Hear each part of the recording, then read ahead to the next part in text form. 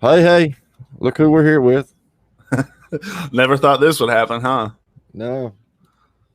So we're going to kick this off with this is Tarrin for those who may not know.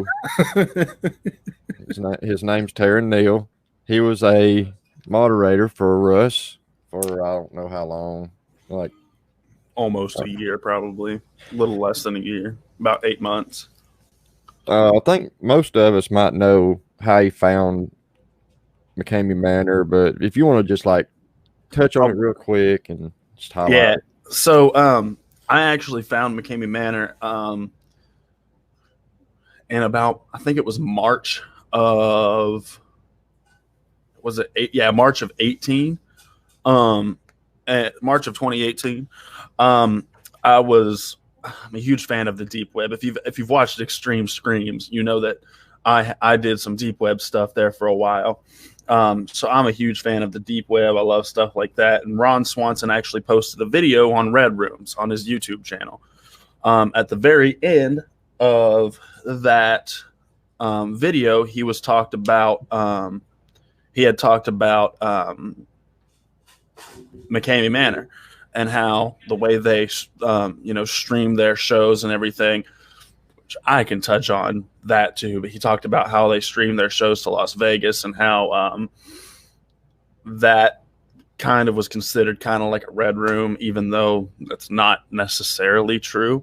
The show still intrigued me, and I wanted to learn more. So I got to looking McKamey Manor up on things like YouTube and Wikipedia and just different things. This was before I was ever into any extreme haunts, actually, believe it or not. So I got to looking into it, and one day I found the first, and then there were none cut. And I'd watched it, and I found Russ's number in it, and I called him, and kind of went from there. I had talked to Russ. We got my tour set up, and I was there. What ended up happening for my first tour actually was someone had canceled, so they needed someone to come down quick. So I went down. That's kind of the gist on how I kind of got into the whole realm of McKamey Manor. I don't know if anybody has any questions else prior, but if you want, I can go into a little bit of what my spiel was going to be, and then we can answer questions afterwards if you want. Yeah, that's fine. We'll just kind of highlight everything, and then we can go back and cover questions. So don't like people that want to ask questions. Don't put them in right now because we'll probably miss them. Mm-hmm. And we can ask questions like toward the end.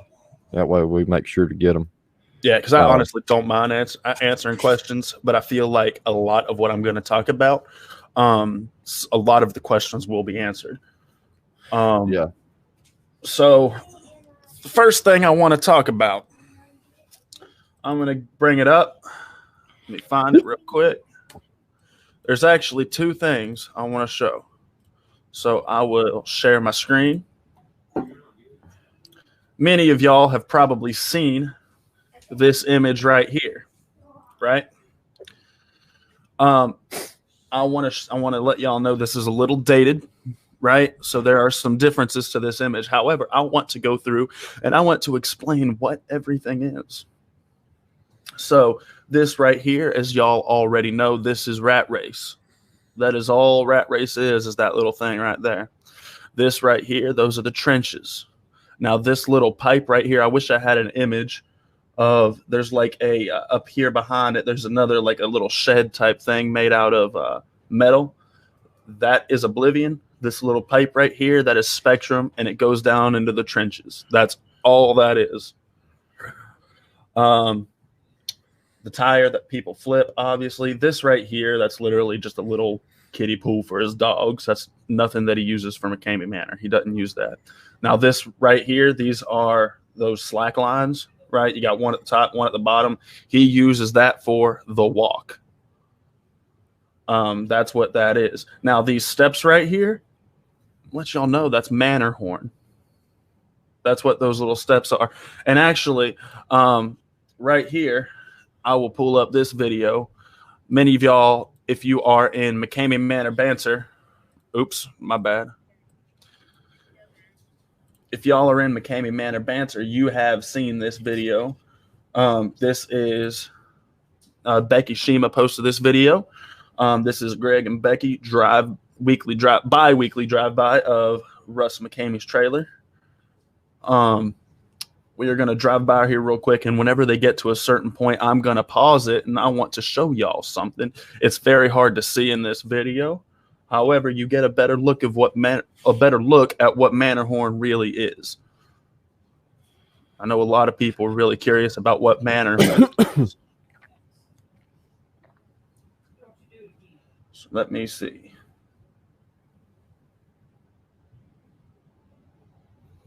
It might just take 1 second here. Yeah, that for sale sign is not Russ's property. Yeah. Somebody had said his property was for sale. It's not. No. That for sale sign is his neighbor's property. Yeah. Okay, so right here. Let me see. Is it here that you can see it? It's really hard to see. Oh, it won't let me zoom in. Yeah, so anyways, right here, you kind of see the steps. I know it's really hard to see.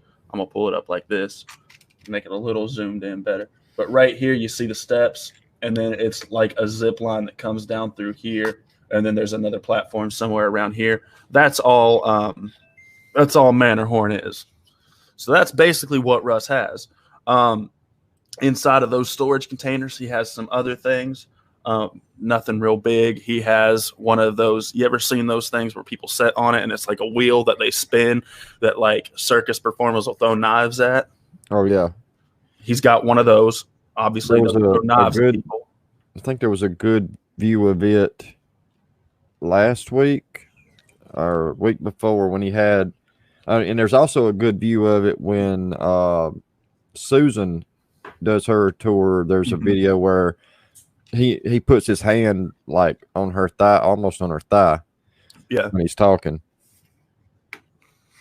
But he has one of those. He has a little thing that you set in. It has these like sledgehammers. The sledgehammers are made out of foam, by the way. That, you know, it's a broken, basically, prop, but it used to be when it worked is the sledgehammers would come down and they get close to your face. But it's just foam sledgehammers is all it is on a wooden bench. He's oh yeah. Another thing. If y'all have ever heard of Hang Tough or what's the other one called? I can't remember. Hang Tough and Vertigo. That is on the side of this, where it's basically just a rock wall is all it is, but it's really shitty rock wall that you like climb up on the sides of these boxes, and then right here between these two there's a chain, and people hang on that. That's what Hang Tough is.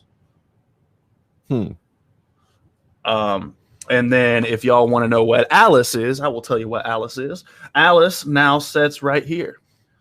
I helped. The reason I know all this, by the way, is not because I took a tour. The reason I know this is because I helped him move all the stuff, and I will get into that story later as well.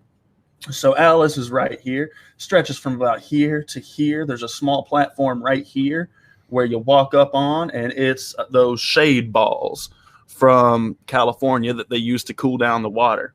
Yeah, I showed you that a while back. Yeah. We were trying to figure it. Yeah.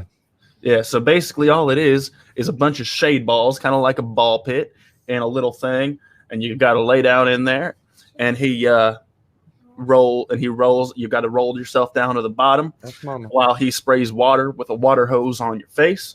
And then there's a point where if he puts like the lid on the thing, the balls can't get up, so you're basically stuck and you can't move. That's all it is. That's all Alice is. There is no secret underground haunt that you go through. That's funny. There is no secret underground haunt that you go through. There is no secret anything. It's all Fake, obviously, as everyone knows. Just trying to let y'all know, as y'all can see, I am in a mood. But yeah, so that's basically it. If anybody else has any other questions on what things are, that way, I may have forgot to mention some things. I can also talk about them. There's maybe some things I don't know, I'll be honest. And if I don't know it, I'm going to let you know I don't know it. I'm not going to lie. Carrie's asking about this, if there's a animatronic. No, there is not. There is not. There is no animatronic Cheshire Cat. Although I'm sure they do make one somewhere for Hunters to be able to buy. Doesn't he have a garage? No. I will show you what you may be thinking of, though. The barn. He has a barn right here. Yeah. Now, I will say to this answer, yes. Anyways. That's why we're here. Anyways, this is the barn. Ain't shit goes on in there anymore, because if y'all remember, he was shut down in October. Now, the reason that they say they were shut down in October was because some of his land down in Alabama, in which held Manor Horn and all that good stuff, was shut down. Now, the drowning pool. The drowning pool is a kiddie pool with like a little metal thick cage in it that you got to lay in, and they'll fill it with water. And then, that's basically it. He said that his the landowner where some of the stuff was located was selling the land or something. That's what he was telling back in October. Yeah. So that's fake. What happened was he was being investigated by by some amusement park authority or something to make sure everything was safe. He had to take everything out of the barn for it to be fireproof, because the fire hazards and stuff like that. So that's why there is nothing in that barn anymore. And that actually is a good transition into my story, my next story that I want to tell. Who helped him take his shit out of his barn? That was yours truly, Mr. Tarrin NEEL, and there was a couple other people there. However, I was one of the people that were there. I drove all the way down to Summertown, Tennessee from Fort Wayne, Indiana to help him move his shit. Now, here's the funny thing. Before I went down there, I was on the phone with Russ, and Russ told me, Tarrin, don't worry about gas. Don't worry about your hotel. Nothing like that at all. So I went down there, spent money on gas, all that good stuff. Spent money on hotel for the night before, drove down there, helped him move all of his stuff. We probably worked, I don't know how long, on moving that shit out of that barn. And into, the storage containers and into his yard. We basically helped him clean some of his stuff up, helped him move some big metal things that you may see in the morgue, basically just sheet metal, helped him stick that to the outside on the drive of the barn. So funny thing is, next day rolls around. That's funny. I actually think I remember that, actually. I do remember that. That was funny. But so what's cool is I went down there, slept on Russ's floor that night, so that I could, the next morning help him move some other stuff. And then the prior day, he bought me a pizza, and that's it. Didn't give me no money for gas, didn't pay for my hotel room for the night before that, didn't do nothing. So I basically wasted my time going out and helping this dickhead to go move shit based on broken promises and lies. So I did not get anything from that. That is the type of man that Russ Mckamey is. He'll promise you something till he's blue in the face, and then when you actually do something to help him out, he's a liar, and he will turn around. Russ, I know your mods are watching this, and you know goddamn well this is true. Haley, I know you're watching this. How's it going? Fuck you too. It's just the God's honest truth. You know what I'm saying? I'm sorry. There is a light lit under me right now. There is a fire under me right now, and I am pissed. If anybody wants to know why I'm pissed, I talked to Russ yesterday. Not going to get into that. That's all I'm going to say. Don't want to talk about what we talked about. Since we know Haley's watching, stop saying that we allow people to call Russ a pedophile, because every time that word's been brought up on this channel, period, I've shut it down and said, no, that's an allegation. We're not going to go with that because there's no proof of anything. He hasn't been convicted of a crime that regards pedophilia, and we're not going to have people running around spreading shit that ain't true because we don't know for it to be a fact. So stop telling Russ that we're calling him pedophile and shit or whatever you're telling him. I mean, he's got to believe some of this shit. I don't know. I don't know what you're saying to him, but I keep getting messages about that. You know, you're okay with this, but you're not okay with that. No, I'm not okay with somebody being called a pedophile when they ain't done nothing. And I've had more than one person message me saying, well, you're okay with some groups or whatever, but you're not with Russ. And y'all need to shut that shit off. Actually, here's a good question. Randy Evans, yes. And I can kind of get into that story. But I don't want to get too in depth with it. I will say that whenever I talked to Lindsay, there were some, things that were said that kind of, got into my head a little bit, and that's why I left the first time. And actually, yeah, I know that somebody had asked this question earlier because I did see it. So, yeah, I left the first time after talking to Lindsay, but then the next day I talked to Russ, and you know how he does. He switches blame and makes himself the victim. And I bought into it, At the time, I thought him and I were friends. I figured why not give a friend the benefit of the doubt? So I went back. There really was no. I know people asked if there was backlash on the first time I left. No, there wasn't. It's just he knew that if he gave me backlash, I wouldn't come back, and he knew that he really wanted me there because he would rather have me for him than against him. So that's kind of what happened. Yeah, Nicole and I were friends for a long time as well, even before the Ron Swanson stuff. Nicole and I were friends. But yeah, so I mean, there's a lot of people on both sides actually. I mean, I'm still friends with people in the Mckamey Manor group. And whenever I was in the Mckamey Manor group, I was friends with people outside of the Mckamey Manor group. I've always been my own person. I'm always going to be friends with who I want to be friends with. I'm not going to let anyone control that. And if you haven't done anything to me, I'm sorry, but you haven't done anything bad to me. You know what I'm saying? Like, I'm not going to hold that against you if someone else doesn't like you. Like, I'm not going to dislike you just because someone else dislikes you. That's not how it works when you're a grown-ass adult. That's the truth. Oh, I missed something. Who? Oh, I totally forgot about that, Jonathan. Oh, yeah. I didn't want to say nothing, but... No, I totally forgot about that. So we've got 50 people watching right now, and let's switch over to a positive topic for a second. Frankenberry, you're in the chat right now. I want to show off your song that you made, man. I want to show off that song that you made, and I want to thank you so much for allowing me to make this music video. I'm super proud of this, so I want to show it off as much as I possibly can, to be honest with you. So I'm super happy with this song, man. You did a great job, Frank, and I still want to I want to show this off real quick. Oh, let me take this off. I forgot to share my audio. Andrea, no, I wasn't. However, I wanted to hear it from him, and I wanted to talk to him man to man before, I wanted to just talk to him for myself and hear some things.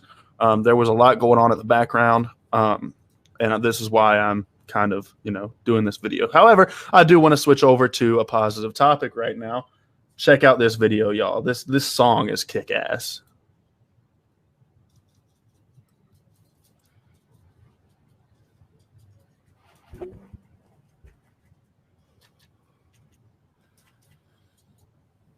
Oh, shoot. I can't hear nothing. I got it muted. My bad. Let me fix this. I'm an idiot, y'all. I'm sorry. I'll mute mine.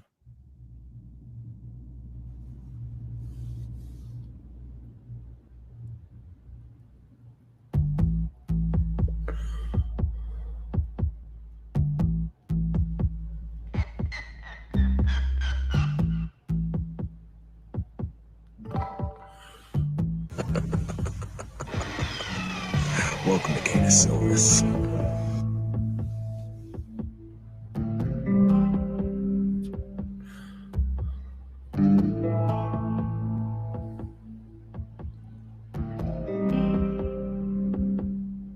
Way back in the woods where the sun don't shine, the cicadas sing a lullaby divine. The flesh decays and the vultures dine. Suffering is sweet at the family shrine. You say that you love the darkness, just be sure that you understand. You don't leave till we say you leave. When you're running with the silliest plan down here in the swamp. So many us Down here in the swamp. I probably watched this video 1,000 times today alone. down here in the swamp. You know what's happening down here in the swamp. There ain't nothing you can do down here in the swamp.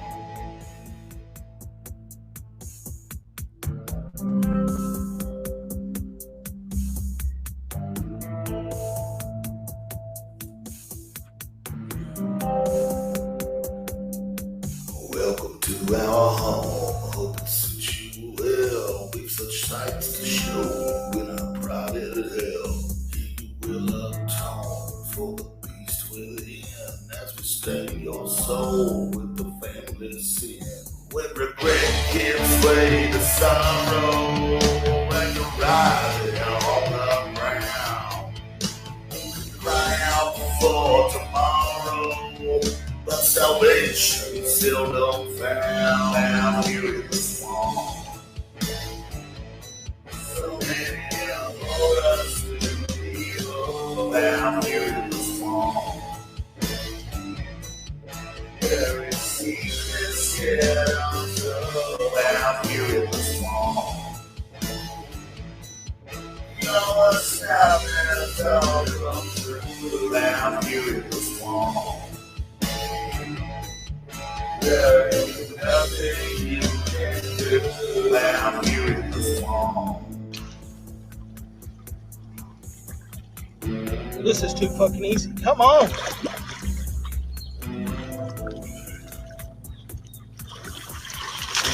Give me my fucking fish. I gave you more hair. You're welcome. And give me my fucking fish.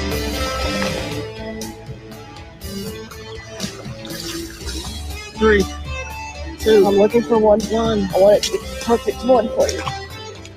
That's nice. I want a fish. You take two. Down here in the swamp. There is secrets yet untold down here in the swamp. You know what's happening, don't come through down here in the swamp. There ain't nothing you can do down here in the swamp. This song is definitely going on my playlist, by the way. I love this song. Oh, fuck. Did I really? It might be in your glove still. Oh, it is.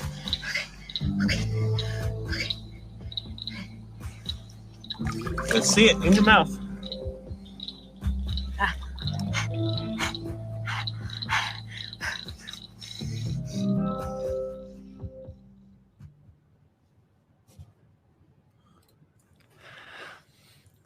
Hey, this one right here, she says she can't wait to get her a fish to eat. I'm gonna go buy her a goldfish. You can buy me a goldfish. You gotta eat it. No. But okay, so I do want to apologize for earlier kind of going off rails and getting angry like I was, because yes, I am angry. Now I do want to show people something, right? Because I assume there may be some Russ supporters on here that might think that I am just a big McKamey Manor hater, and that I am someone who didn't give the guy a chance and who just doesn't know what I'm talking about. I want to show y'all. Do you think it would be okay to show my interview from Ron's channel? Do you think that would hurt? I don't see. Yeah, I don't. I don't. Okay, I just didn't want to get you copyrighted or anything. I'll put a credit down there after it's over. So I'm gonna try to find this video. I don't know. Do y'all remember which one I was on exactly? So part 4. So I was on like part 5. No, not part 5. Was it part like 3 maybe? Is there a playlist? Does he have it in a playlist? He was supposed to do it. Yeah, he has it in a playlist. So that's part 1, part 2. I can't. Okay, you were on the one right after Russ's daughter. Okay. Right? I think. I can't remember. No. I was on the one right before her. Remember, I was on the same night. I think I was on the same night, and then she came on to talk that same night. Okay, well that's Wasn't this one? I can send you a link. He's got them. They're all out of order here. Yeah, they are. Hang on. Private chat. That link. S2E. What is it? That might be the one you're already watching, though. The name of it is Daughter Speaks Out First Interview Unmasking Part 4. It was the one right before that, so it must have been like part 3. Okay. I can't read all these because the titles are so long that. Yeah.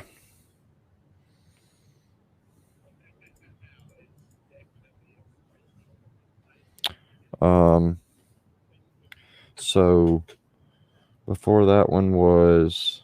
I'm sorry, y'all. I'm not trying to stall or anything. Spider. I'm legit trying to find a real video All right. here real quick. Christina and Anthony. Holly tells her story. Part 2. Oh, here we go. Here's one of them. And I think this is actually my first one. So I want to go to the beginning of my interview here.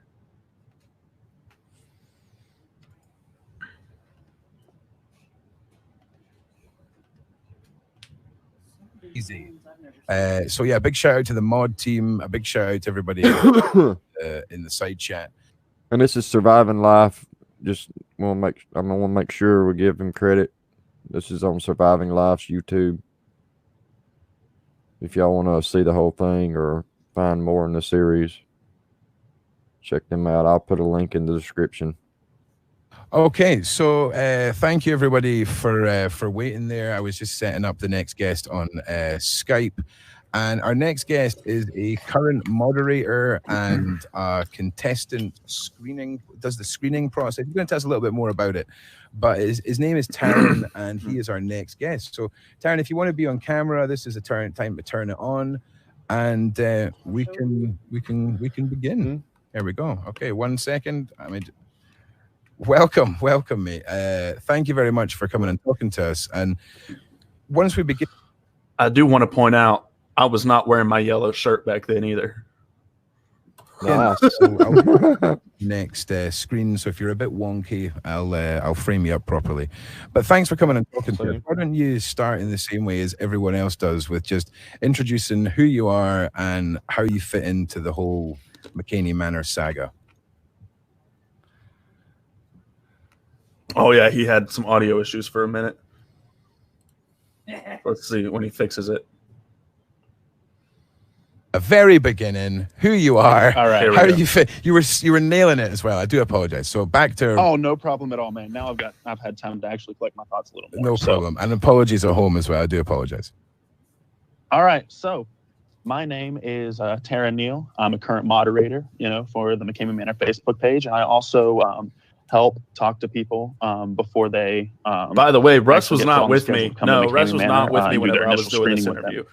I was by myself. I This was actually my first honest to heard God about McKamey opinion and my Manor, honest to God watching thoughts. a YouTube channel that you've probably heard of called Surviving Life. I was watching your Deep Web Red Rooms video, and I saw that McKamey Manor was mentioned, and that was the first time I'd ever heard about it. After seeing it, I actually went on and did some more research. I found his I liked my hair a lot better back then website. too. I watched some YouTube videos and stuff. And one of the YouTube videos, he put his phone number on there. So I called him, and I talked to him for a while, and it intrigued me. So I wanted to do a tour, and that's how I, initially got into the whole McKamey Manor universe. Wow. So what you're saying is, Yes, the Jay, this was reason when I that was a mod. You have connected with Russ was through watching the content on this channel. Absolutely. It's kind of funny because it's all came full circle. That's a weird, that's irony in itself right there. So you've made contact with Russ. You're gearing up for your first tour, and this is all taking place in Tennessee, right? Yes, that is correct. Okay, so let's say, take us now from when you. I was also a little skinnier back then. Working towards your that begun, and the build up to it. Because I hear the build up is something that. God, I'm starting to feel insecure about myself, seeing myself back then. Like, it's only 4 months ago. Online, I know, right? 5 months ago. Sort of ritual stuff like you'd sort of expect from an extreme event situation, but for me it was news. So was there anything like that for you? Take us from there. Yeah, absolutely. So I did my initial screening, got put on the schedule. And at the time, I only lived about 6 hours from Summertown, Tennessee. So I was on the schedule, but somebody ended up dropping out. So I got a phone call, and they were like, "Hey, are you able to come like last minute, like next week sometime?" I'm like, "Yeah, cool, sure, I'll come down." So it was kind of a last minute deal for my first time. I went down, and I was given like assignments and things, and we don't do it as much anymore because the boot camp really isn't as big of a thing anymore either. But the assignments were things that I had to do in order to gain like fail cards and stuff, so that if I were to fail something in the manor, I could use a fail card and not have to go to like a breaker or something like that. So just before you go any further there, just because again, it's just really healthy for my brain. Just remind me, so that does the fail card represent something that will happen in the manor that you can use to help you get out of it? Or I know if someone said previously that it helped towards the total amount of money that you would win. Can you just in your mind, what were the fail cards in place for, and how did they operate? Okay, so the fail cards were there. So say you couldn't complete a stunt, right? Now, normally, if you can't complete a stunt, you then I can't remember if Russ knew I was going on or not. You can't win the money anymore. I can't remember. If you don't want to quit, actually, right, and you want to go on to something else, Russ will generally take you to somewhere else if you'd like to go. But at that point, you don't win the money. Now, if you have a fail card and you do not complete a certain stunt, then you can, you have that fail card, you use it, and he'll then take you to another stunt. At that point, you will still have the money on the table. Frank's already been on here. That puts it just helps put it in perspective for everybody. So just continue where you were, and you were getting ready to go. First hunt. Carry on. Yeah. Okay. So more about the assignments too. Even they were things that Jay, watching this, I don't feel bad doing them. Right. It was my honest to God opinion back right? then. That was something that I didn't have to do, but I wanted to do it because I feel insecure because I looked a lot and second better of all, then. Winter's kind of got my tan coming away. I wanted as many fail cards as I could whenever I went into it. So after that whole night, went to the place where the boot camp was held. Did some stuff. It was very, very mentally, or not very, it was very physically exhausting. The boot camp was, I should say. It was very mentally exhausting as well, but it was really physically exhausting. The boot camp portion of it was. I did some things. It was so long ago, my first tour. I can't exactly remember what it was. How long ago was your first tour? My first one was April of this year. Yes, I do. But still, it's been like almost a year. If anybody is in the Mckamey Manor closed group, they can scroll back and they'll see me. I'm in a Captain America outfit. And was that your choice of onesie, or was that Russ's choice of onesie? That was my choice. 100% my choice. Yes, I did at one choose their own onesie just to fill in the lore. And I'll get into the money too. Yes, people choose their because own I don't onesie. think that's a problem. Matter of fact, they have it before they ever even come to Tennessee, because they do introduction videos. I'll get into that after they're this. required to wear that onesie when they're doing that. Okay, no problem. Again, a silly question. So a little later on, the reason I'm showing this, I believe, is so that I can show people that, hey, like a mask. I'm not just a hater who's coming on here that to kind hate. of like I at one point but it actually thought that was Russ a and I were mask. true friends. And then he put me in the back of his truck, and we went. That's just my story. Because I laughed a little bit in the morgue, because laughing is my natural response. He dug my face out of the dirt, right, so I could breathe again. You done used up all your internet, right? I'm living in Podunk, Ohio. I Even don't the got persona gigabit. Russ wants to portray, I think that title suits it a lot better than a haunt. I think haunt's very. There's a big. I love my hair in this video. I really do. Like, I miss it. Scope. With flashback. If you know what I mean. There's haunts for 5-year-olds and there's haunts for grown-ups. So and in my opinion, though, the reason he called yes, I was, Carrie, is because, well, first off, when the Mckamey Manor first started, it was a normal haunt. There's a story behind that, and it's kind of funny. But and then once it went to the more extreme, right, it was one of the first haunts of its kind, right? And I would even call things like Blackout, right?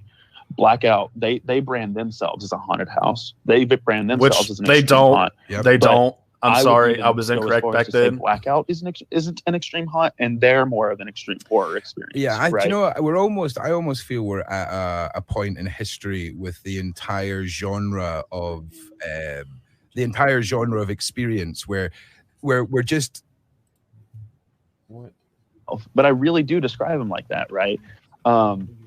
Okay, yeah, here. This is where I describe Russ. To speak out, and I encourage Russ to take whatever opportunities he is going to be able to get from any of this. And if he doesn't see this platform as worth his time, hey, hats off. But the platform is always open to him. So I know that if you're in contact with him, just let him know, because I don't want this to be a one-sided thing. So tell us in your own words your version of Russ, and then afterwards I'll ask you questions. Pause it for a second.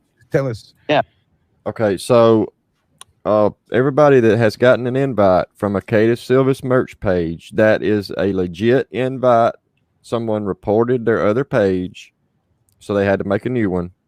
And I just got word that it's an actual, like, what's it called? Marketplace? Facebook marketplace thing? Yeah. Okay, so she just sent me a message. It's an actual marketplace page they had to make. So the invite is legit if you get one. Yes, I am. It's because I'm lamenting at the fact that I let myself go. But I do want to answer this question real quick. Why I didn't get the True Love Owens and Wolfstar treatment. I'm not even going to go into Wolfstar. I'm not going to go into that. People probably know my feelings on that guy. But as far as True Love and Owens, I don't know. There could be a bunch of reasons. The way that I left was cordial. I like to keep everything professional. The way that I, started Extreme Screams along with Chris, we both did that very professionally. We left in a very professional manner. But also, I think maybe he didn't treat me like them was because he knew that I knew everything. He knew that I knew what his stuff was, and he didn't want me to make this exact video that I'm making right now. Yeah, it sounds legit. And yes, and that's another thing as well. I did hold respect for McKamey Manor a little bit. Not as much. And also, like, I kind of stayed out of the drama. And Russ kind of saw that, so I think that maybe he just kind of let it go. But I think a lot of it had to do with it. He didn't want me making this video. And it's this probably the same goes with Chris. He hasn't treated Chris bad either. He didn't make anything about Chris. I'm sorry. I was trying to message Katie real fast, and I was like, "Hey, I just said that on our live that we're dong, and I spelled it D-O-N-G. I was like, doing. I meant doing, not dong." That's funny. But anyways, so just so people know that maybe Russ supporters still, because I know that several of them do. Watch this. This is how I describe Russ. Who is Russ to you? And yeah, like I say, you tell us. You tell us. Russ to me is an entertainer, right? And I know that's so cliche because that's how he describes himself, but I really do describe him like that, right? From the moment that you first talk to him on the phone before he ever knows you, he's an entertaining guy. He'll talk to you. He talks about the Manor. He makes these movies, right? On the channel to entertain people. The whole tour is geared around the Facebook fans. I'm ready for it. What they want to see. And, a lot of times, especially when they're live feeded, almost every tour is now live fed. He'll have the contestant talk to the people on the live stream. He's there to entertain the contestant, even, with the whole extreme haunt. And even like away from McKamey Manor, right?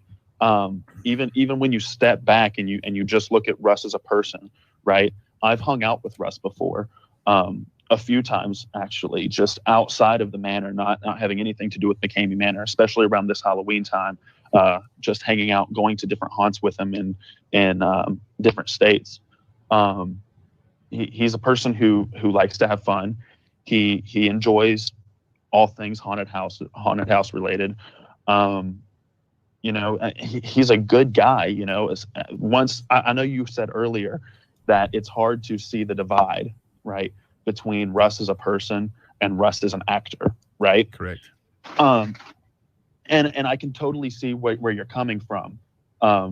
Just watching YouTube videos or just watching even the Facebook feeds, right? Because everything that you're seeing on especially the YouTube is Russ the actor, right?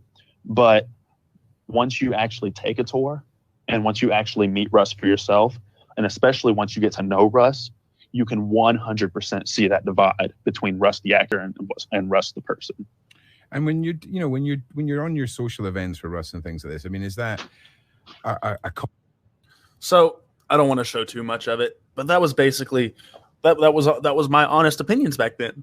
And so for people who may think, hey, I'm just coming on here without knowing Russ, and people who think that maybe I'm coming on here just to bash Russ, and people who think that maybe I'm coming on here without knowing what I'm talking about, I want you guys, you McKamey Manor fans, the ones that may be out there, to see that's not what I'm here for, and that's not why I did this.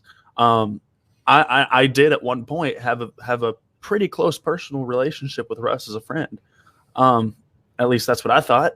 But looking back on it, I can see that he was using me. Because the day that I left to start Extreme Screams, I never got another phone call from him. He never talked to me one time after that. I talked to him yesterday on the phone. And that was because I called him. And I'm not going to get into that phone call. But I know Russ. I know him as a person. I know him as an actor. I know him on both sides. I've stayed at the guy's house. I know what he is. I know what he's about. I know the lies that he tells, and I know the way that he talks to people to be able to draw them in. It's sad. It really is. And I want people to know that's why I'm coming on here. It's to get the real truth across, to be able to tell people exactly what things are, how Russ works, and some of his mindset. And I hope that the McKamey Manor fans that may be watching this will see that, that I'm a genuine guy. I'm not just coming on here uninformed. I'm coming on here as someone who definitely knows what he's talking about. And I'm going to try to be as professional as possible in this interview as well. Your mic is muted, JM. There we go. All right. So going back to when you first saw Lindsay, and Lindsay. Russ's daughter. Okay. I can't remember how that, because Well, I watched left. I watched her interview first, and I didn't leave. But then whenever she talked to me personally, I did leave and come back. What was do you want to talk about that, or? I mean, I can. I left because I'll be honest with you. She was talking about some childhood trauma that she was put into. And it kind of hit home with me because I was abused as a kid. A little bit of physically and a little bit of mentally. So it kind of hit home with me. I could see that I didn't believe she was lying. I still don't believe she was lying. I have personal opinions on that. I think that there are kind of misunderstandings on both sides with that. I'm not ever going to say that Russ intentionally abuses kids. Yeah, and I've said that too. Because I don't believe he did intentionally abuse Lindsay. I think she was the only person. Okay, got to be careful how I say this. There was nobody talking. There was nobody saying anything. There was nobody taking up for Russ. All right, all we had was a negative side and I guess a hater side. But the hater side, a lot of it was factual. Some of it was maybe not so much factual and just hearsay. And then she was brought into a whole panel of negative, and she's the only one that had a positive outlook on her daddy. Like this, it don't matter what Russ has done. That girl still sees Russ as her father, and Russ is still her father. So no matter what, she's going to have to, she's going to be that voice of reason. She's going to try, and I don't want to say she's going to say things that aren't true because they might not necessarily be untrue to her. Here's my thoughts on it, okay? And take it as you want. I'm not going to get into too much detail on my thoughts on it, but Lindsay was very, very young whenever a lot of this stuff was happening. I'm going to be careful as well. I have seen videos of her working the haunt, having a lot of fun, and the way things happened when she was a kid, I mean, when you're little, you don't necessarily understand exactly everything that's happening. Am I saying that she wasn't traumatized by some things that happened? No, not at all, because I assume she was. I don't think she's lying in one bit, but do I think that Russ intentionally abused her? I don't believe he did intentionally abuse her. But that's all I really want to say on that. I mean, we don't have her to talk to, and we're not going to try and put words in her mouth. Exactly. It's just my viewpoint, and like you said, that's your viewpoint, and I think that's just what happened. Is like she was brought into all this negative shit about her daddy. And you're right. At that, I can't remember shit from 10 years ago, like in detail. And she's young. I mean, she was young when it happened, so her memories are not going to be Pink.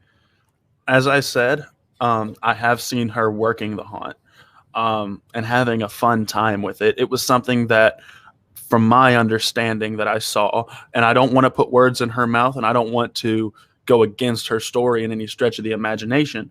I have seen those videos.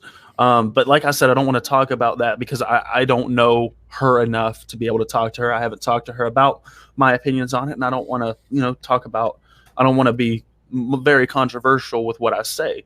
Yeah. But I have seen those videos. There and you I'm go. not, She wanted her dad. exactly. And I don't want to talk about that anymore.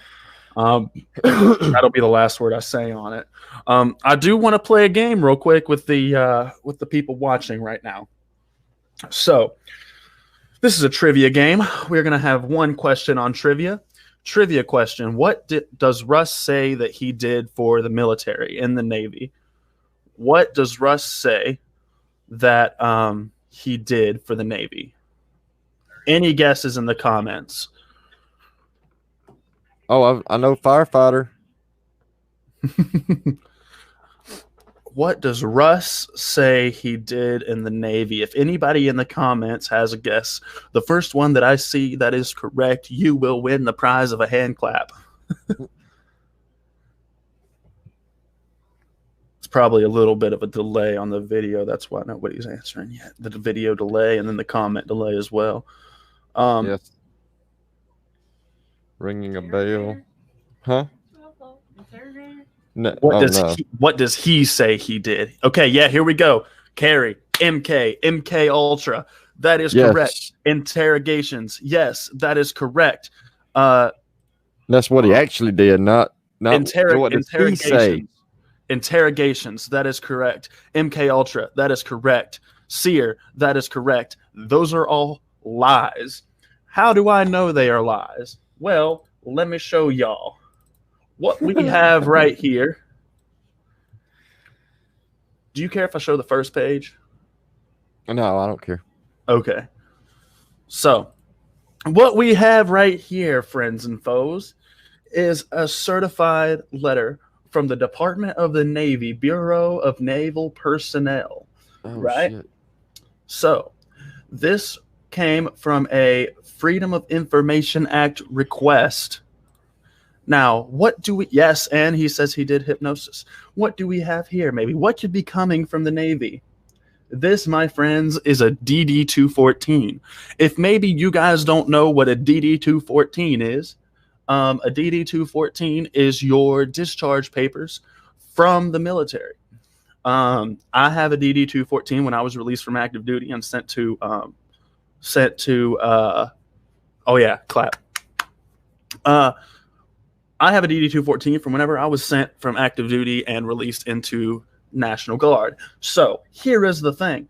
Mckamey, Russ Allen, right? So a lot of this stuff is kind of relevant. So I'm going to break this down a little bit, some of it. Let's look here. First of all, he was in the Navy for 20 some odd years and he retired as an E6. What is an E6?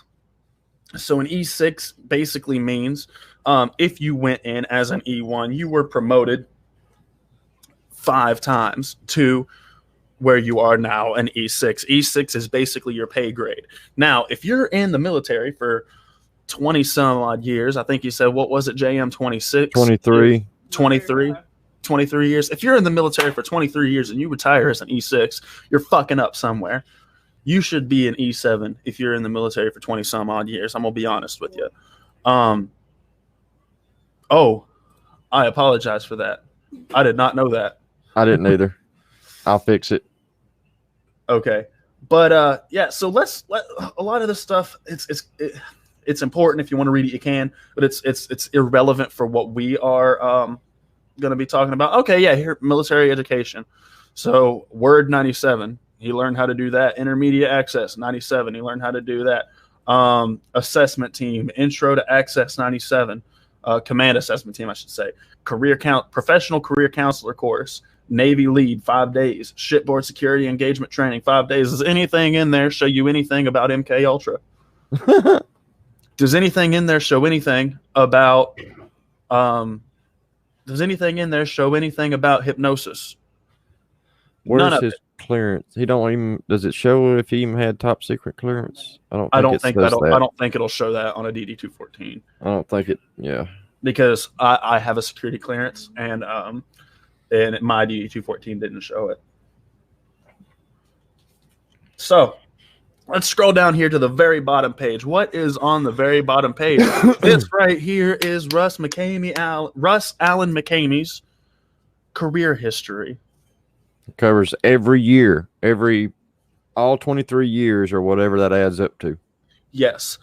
Y'all can take this, screenshot it, look up these MOSs. I have, and I'll tell you what they are. I can't go through every one of them because they were a while ago that I looked them up. I will be honest. Yeah. However, Some of them are outdated. Some of them are outdated, but I did go back and I looked at the ones for the time period. Now, most of these boiled down to either something like maintenance or HR. There was one time you can see here he was deployed to Japan. During that time, he was a 41 MOS. Basically, what that boils down to is he was a soil tester in Japan. That's all he did. Right here, you can see for a couple years he was a recruiter. That's basically all he was. He worked maintenance, and he did recruiting, and he did HR stuff. That whenever I was shown that, that's what made me lose 100% every bit of respect for the man, because I'm in the military. One thing I don't like is stolen valor. So and lying. We know who did the FOIA request. I don't care if they know. Yeah, I did that. Yeah, months and ago. that was sent to me a few weeks ago. And I think I got it back in November. What was the date on it? November. Have you ever shown that on the live before, by the way? No. I've sent it to a few people, but I never showed it.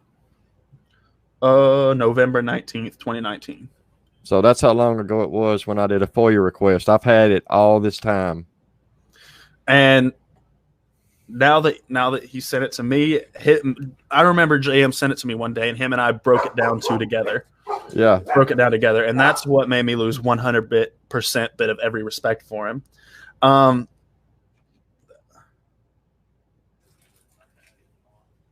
Yeah, because we went through that line by line. It took a while too. I think we were on there together. I mean, we were talking for what, about an hour or so. At least an hour, and we were breaking down all of this. One thing I do not respect. I'll be honest with you. If you're in the military, I will respect your military service. But if you were in the military and you lie about your military service, fuck your military service. You're a fucking liar, and you don't deserve any bit of respect for being in the military if you're going to lie about it. I'm going to be honest with you, and that's coming from someone in the military. So it's the God's honest truth. Where's my mods? If you're not... Wait, what's going on? What's happening? I want to see it. It just went away. No, I see one. There's still one on there, JM. Oh, yep, there it is. Yeah, get the fuck out of here with that. Anyways, yeah, so we broke it down. One thing I do not respect is stolen valor. One thing I do not respect is lying about your military service. I am in the military, like I have said. Russ, if you're going to lie about your military service. There's my wife and daughter. Hey, everyone, how's it going? Just don't lie about your military service. Especially, here's the thing, okay? You told me, Russ, that you were a interrogator, and you were a part of MK Ultra. You told me that. Why are you going to tell someone in the military when you know your DD-214 is public record? Why are you going to lie to someone in the military? Especially, yeah, like I could see if it was just a contestant. I love this comment. It's the goddamn honest truth. Yeah, that's the reason I went for his DD-214 when I first did, because I was like, I want to see what this guy's done. I didn't go through and Google all his MOSs. I just looked through the descriptions and I was like, man, there ain't shit in here about interrogating nobody. No. And now I'll tell you Russ's response to it. I'll tell you what he'll say when this gets out and people start asking him. He'll say, "Oh," because this is what all people with stolen valor say. They'll say, "Oh, it was too top secret. It's not going to be in my DD-214." Yep. That's not true. It will be in your DD-214. However, if it was controversial, I will show you not controversial. If it was confidential, I'll show you what they would do. Block it out. They would do that right there. Yep. They would block it out. They'll block out the MOS number or whatever and Now, any pertinent information. The reason this stuff is blocked out is because that's things like addresses and things like that. That's why it's blocked out. Social security numbers. Now, if he had an MOS that was secret, which ding, ding, ding, surprise, there's not one. They don't exist. Classified MOSs aren't a thing. It would be blocked out here, but like I said, classified MOSs are not a thing. They're not real. What may be classified is your mission. What may be classified is knowledge. But your job will never be classified. And if it was classified, he would be in jail right now just for telling people what he did. Yeah, that's why we seen on the news when these Navy SEALs that came back from Afghanistan when they killed Osama bin Laden, you know, one of them tried to write a book and all kind of shit. They got court-martialed, you know, because they're telling details about a top secret mission. They can't do that. They have to get permission from sort of the SEALs. It would be from the Department of the Navy. They have to have permission to do that shit. And JAG has a field day when they start running their mouths and talking about shit they have no business talking about. JAG runs them through a ringer. Mm-hmm. And for those that don't know, that's Judge Advocate General. Basically a military lawyer. Yeah. Now I will say this. Does Russ use some tactics that he may have learned in the military at McKamey Manor? Yes. Like I said when I first went through, if you ever watched my boot camp, the first time when I went in as quote unquote the Patriot, yes, he does. I saw some of them, but it's nothing secret. It's nothing confidential. That's all it is.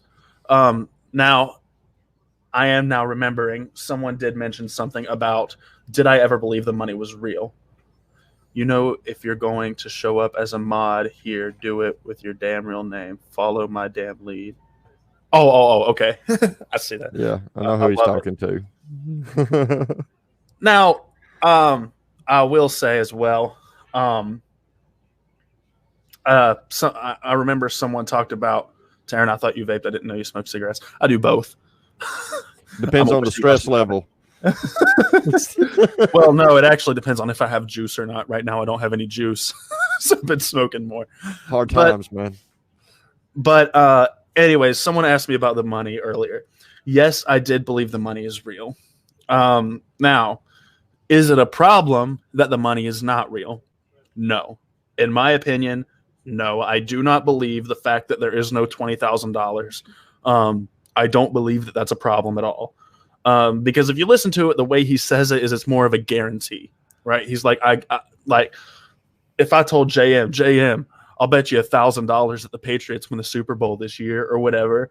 Like, that's not a real bet. You know what I'm saying? It's not like if the Patriots don't win the Super Bowl this year, I'm not going to give Jonathan $1,000. We know that. That's the way I kind of look at it, right? It's more of like, it's more of like a guarantee. Like, hey, you're not going to make it through this thing. If you do, as a matter of fact, I'll give you $20,000. It's kind of like a hyperbolic statement. You know what I'm saying?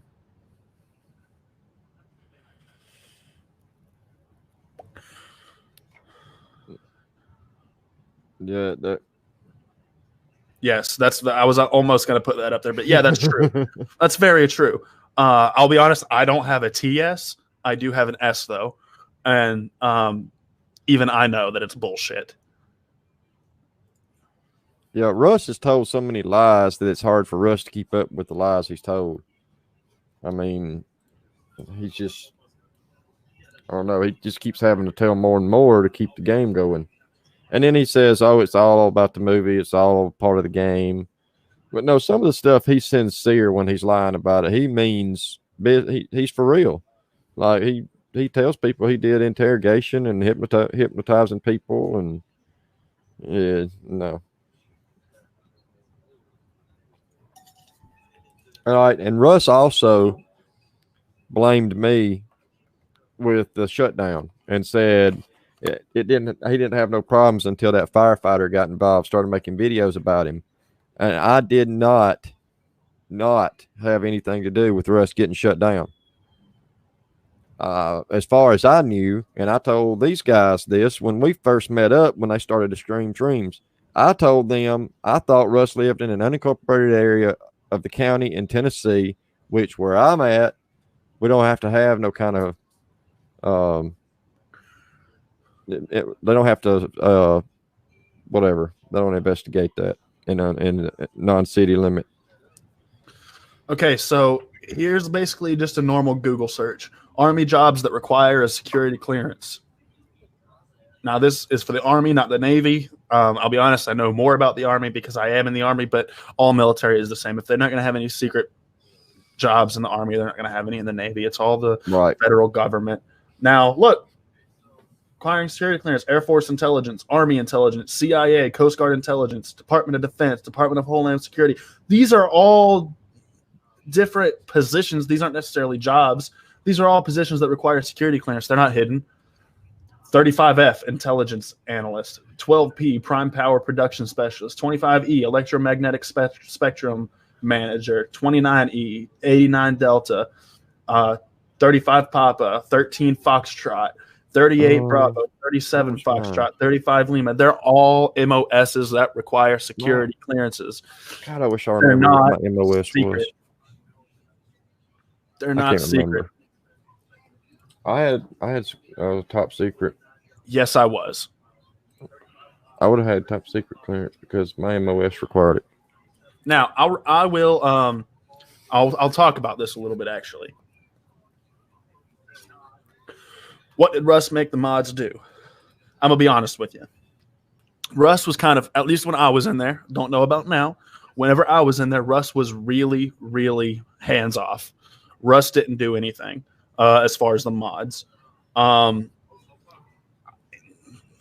far as this question, no. He never asked me personally anyways. He did have a bulldog that did that stuff. Carrie mentioned Jody.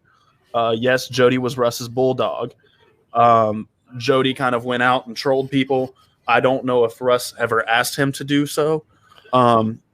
Jody kind of enjoyed it. Y'all probably remember I went out and trolled people. Russ said he was do it. He was part of Russ's security team. That's what he said in one video. Now, yeah. But people probably remember I went out and trolled people. Did I do it because Russ asked me to do it? No. Did I do it out of any hate or malice? No. I found it fun. It was fun. If y'all were ever a part of Mckamey Manor Rejects, right? People were talking about one time about a whole bunch of people were talking about one time. Did y'all see that video of that dude who got buried alive and then waterboarded? So I was like, okay, cool. Here's a thought. So I posted in Mckamey Manor Rejects. I said, hey guys, I see a lot of people talking about this guy who was buried alive and then had water poured on his face. I'm that guy. You can ask me anything. I'm right here. So I was a troll. It was a lot of fun, but no, I don't think that he never asked me to do it. I don't think he asks people to do it. He was kind of hands off. Basically what my job as a moderator entailed was accept people in the group, decline people in the group, boot people if they ever broke any of the rules, whatever. No, I was not around when Joe Garcia was around. I saw a bunch of questions up here that I think I missed. Yeah, they're scrolling by. I'm trying to watch. Tarrin, for did them you ever here. have any internal issues while a mod and pro MM seeing Russ waste people time and money traveling there to do his tours, wasting their time and money to roll in his yard? I do want to speak on this. And people may think I'm coming on here to defend Russ, and that's not what I'm doing. And I'm not trying to bash Russ. I'm just here to tell the truth. Okay. So I don't see a problem with people going to McKamey Manor, especially during Desolation. And here's why. Whenever I was at McKamey Manor, I enjoyed myself. I had a good time at my tour. Whenever he buried me alive and whenever he poured that water on my face, whatever.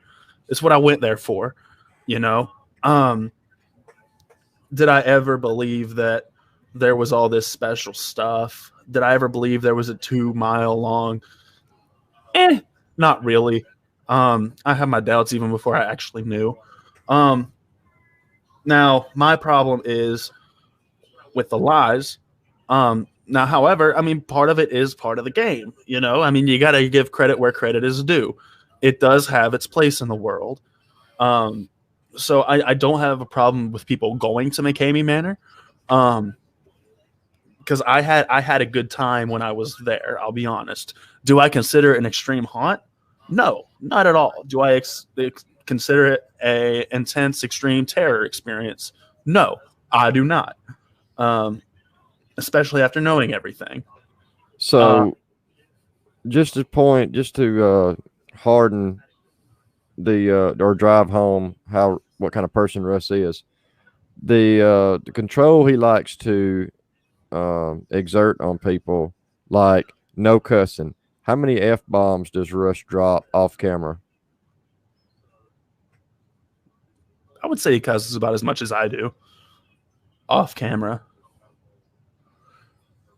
The reason he did that was because he wanted to have a public persona of professionality, and he felt like if people in the McKamey Manor group didn't exert that professionality as well, then it would portray on him. No drinking, never been drunk. Oh, that's complete bullshit. We went to haunts up in Michigan. First time I ever went through Exit 13, Russ was with us, and before we went through that, we went to a brewery and we had a few IPAs. Like, that was all bullshit. That was a lie. So yeah, I don't know. I don't know really what else to talk about. If people have questions, if people do have questions, leave them in the chat. There were so many questions that got sent to me. I'll see if I can scroll through my Facebook. And I got some too. Okay, go ahead. Let me find them. I'm going to scroll up through here as well and see. Okay. Did you enjoy your tour? Yes. How long was your tour? A few hours. Do you feel McKamey Manor is safe? Sometimes. Yes, everything at McKamey Manor is controlled and safe. I kind of showed everything, showed that it's all not real. However, the only problem I have is whenever he shoves someone in water without them knowing that they're going to be, or sprays the water hose on their face. That could drown somebody, but it's never happened. You know, maybe he does it at the right time, whatever. Would you recommend others go to the manor? No, I wouldn't. However, if you go, I don't see you as a bad person. Have you seen any of the San Diego footage? I have some, but I don't know a lot of it. And if so, what are your thoughts on that? My thoughts, I think a lot of it went too far, and it really bothers me, to be honest. And how did I find out about the manor? I already answered that one. That was a bunch of questions that I kind of sped through. I think that was the ones I was scrolling up for too. You're probably looking at that. Yeah. Yep. Did you get any threatening messages after you left the McKamey Manor group and started talking to everyone else on the other side? No, I didn't actually, and I think that's, like I said before, was because he didn't want me to do this video. Wasn't there a plank high in the air without a safety net? No. This right here, this question, I'll show you exactly what that is in referring to. That's probably referring to the walk. The walk. Was that what broke? Was it Manor that broke with Chris? Yeah, that was Manor that broke with Chris. But basically, I'm not going to get into that because it's not my story to tell. Right. But what you're thinking of with this comment right here is this slack line right there. That's all that is. And it's really close to the ground. I mean, it goes up as you walk on it, but whatever. Worst is going to happen if you fall off on it, so you're going to hurt yourself a little bit. I can answer this question. Do you think yes, you did? He is. Very. Yes, I am very excited for my Catus Silvas tour. Someone asked me, do I think I did as awesome as Jay? Yes, I do. Jay holds nothing on me when it comes to McKamey Manor. No, I'm just kidding, buddy. I love you to death, man. No, Jay rocked it as well. Actually, here we go. Here's a good. Oh, thank you, buddy. Thank you. I just got a Facebook message, and I'm going to pull that up. It is a picture of what I wanted to show earlier.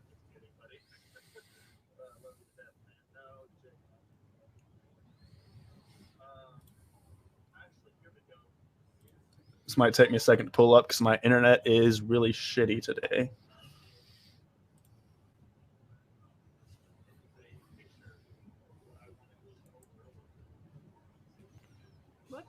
What? What the fuck? Get the fuck out of here. Fuck off.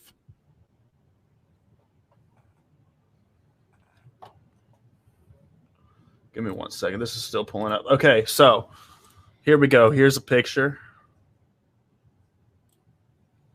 Now, this I didn't mean to highlight that. I was trying to highlight the one below it. I didn't see that bullshit.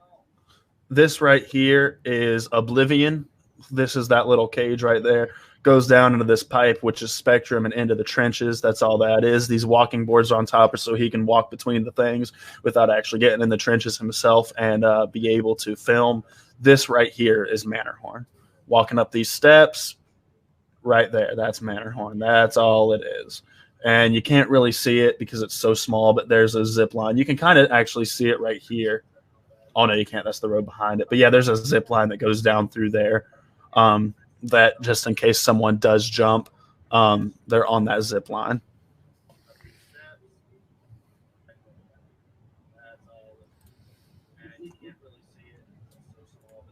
That is funny.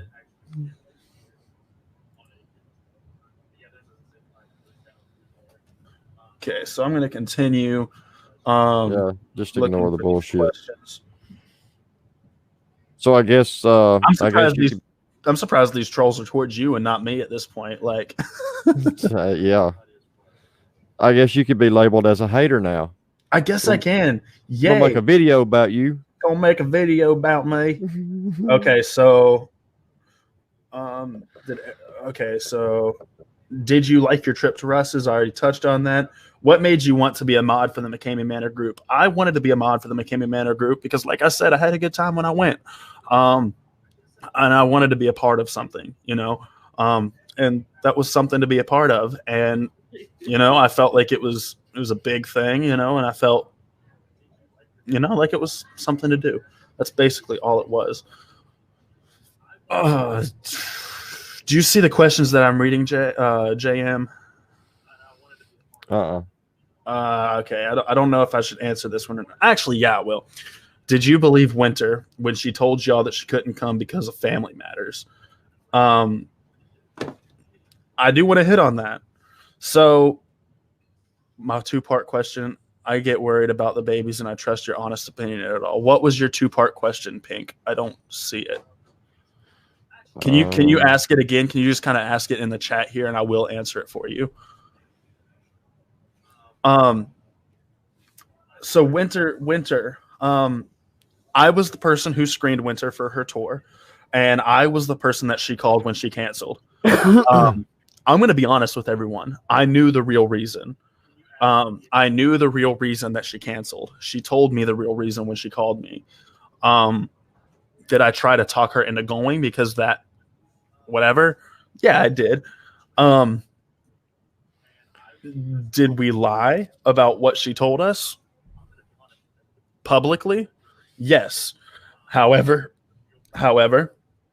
she did want to keep the reasons that she wasn't going. She wanted to keep that private.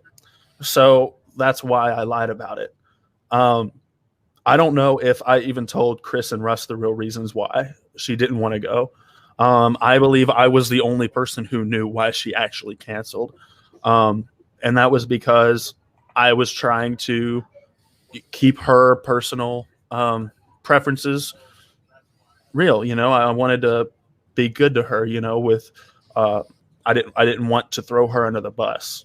And that's why I kept that private. So no, I didn't believe why they said, because I knew the truth.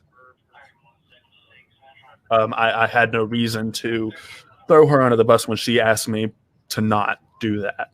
So I didn't. I told Russ and I told everyone that she couldn't come because of family issues. That was what I told them. And I left Winter out of it because she wanted to be left out of it. I still talk to her every once in a while. She's a good gal. Okay, so Pink, did you ever re-ask your 2-part question? I still haven't seen it. I hadn't seen it go by. Okay, here we go. How many times to go to Russ's, whether it be for your tour or personal reasons, and you've seen the dogs? Do you feel the dogs are genuinely taken care of and okay? Okay, number one, I went to the McKamey Manor. I went to Russ's twice for a tour, and then I went there once for personal reasons, and that was to help him move stuff. 2, do I feel the dogs are genuinely taken care of and okay? Yes. I think so. Those dogs are insanely spoiled, rotten. Okay. They have the run of an entire house. Like, his house is destroyed by those dogs. I'm going to go back to this, okay? I'm going to go back to this original picture once it loads up. So this picture right here, this black void, no, this picture right here, I'm going to zoom in on something for y'all real quick. If it wants to go down. I don't know if it'll want to go down. Yeah, here we go. See that right there? That has nothing to do with McKamey Manor. That's literally he put that there just for his dogs to be able to swim in and have fun. Those dogs have their own goddamn pool. Those dogs are definitely taken care of. That's one thing I will say about him, is he takes care of his dogs. Those dogs are in no trouble at all. Well, if you think about it, he doesn't have any friends or anything like that. All he has is those animals. So I'm pretty sure and look at all the free dog food he gets. It's not like he's running short on food for the dogs. Yeah. He gets a free bag every couple of weeks. Yeah. And so those dogs are very well taken care of. Don't worry about them at all. I know that for a fact. And even when he's not in town, he has people to come take care of those dogs for him. Like, those are his number one priority. Yeah, we used to know some of the people that did that. Or we know some of the people that used to do that. Greg, Becky, Trent. I mean, they've actually been there. They took care. Like, Trent took, I think, Baby or whatever the dog's name was, home with him while Russ was gone to Texas. I think she was pregnant with puppies or something. That's supposed to be JM, by the way. Are you going to see Tarrin off on his CS tour?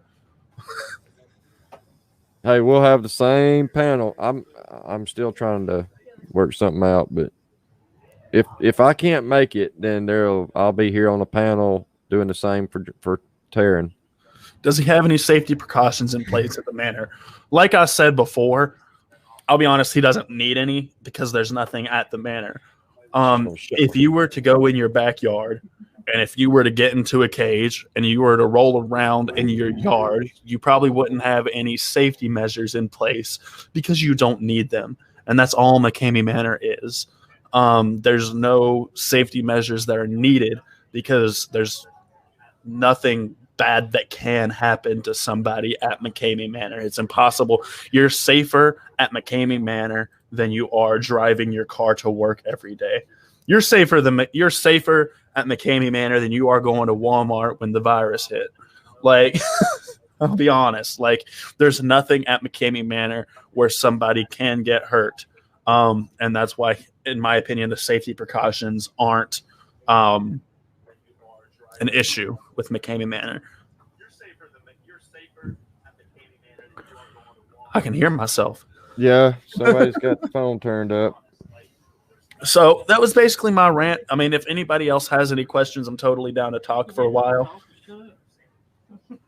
I'm down to answer any other questions that anybody may have. I assume that people probably have a lot. I'm an open book. Obviously I have told a lot. I may have answered a lot of the questions that people do have. Yes, I agree with that, Frankenberry. But I mean, if you do have any more questions, leave them in the chat. If JM, if y'all have any more questions. Yeah, Russ has had a lot of people that have befriended him, and he just totally slams the door in their face. I mean, you know, and I'm not trying to put anybody's stuff that I've been told out there. I have just been told by people that, you know, they bent over backwards helping Russ, and whatever circumstances, you know, have befallen them where they can't do what they did, Russ won't even talk to him anymore. He acts like he don't know him. I don't know 100%. However, I will say,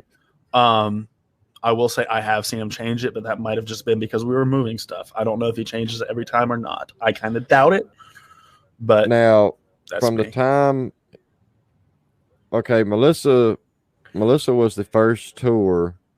Yes. Melissa's first tour, December 28th, was the first tour that Russ had since the Halloween shutdown. Like, his tour before the Melissa tour was October something, 22nd or some shit like that. Yes. The water between the two times definitely looked different, looked like it was cleaner when Melissa was there. Well, that's because we did change it when I was there. Yeah. So, and I can tell you the exact date that I was there, because the day that we were moving stuff was the day that the Extreme Screams group was created. So if I can find when the Extreme Screams group was created, do you know how to do that? Let's see. Go to. I'm on About. Let me see. Does it say the date the group was created? Yes, up in the right-hand side under history. Yep. Group created on November 23rd, 2019. That is when we created that's whenever we created Extreme Screams. So that was the day that I was down there moving stuff at McKamey Manor. Because I remember laying down on Russ's floor in a different room, and Chris texted me and told me that it was created. So take that as you will. So between what day did you say, Melissa? Melissa was December 28th. That was so November 23rd. We moved everything, and it took them until December 28th to be able to have another tour, because all the bureaucratic stuff. But that was it.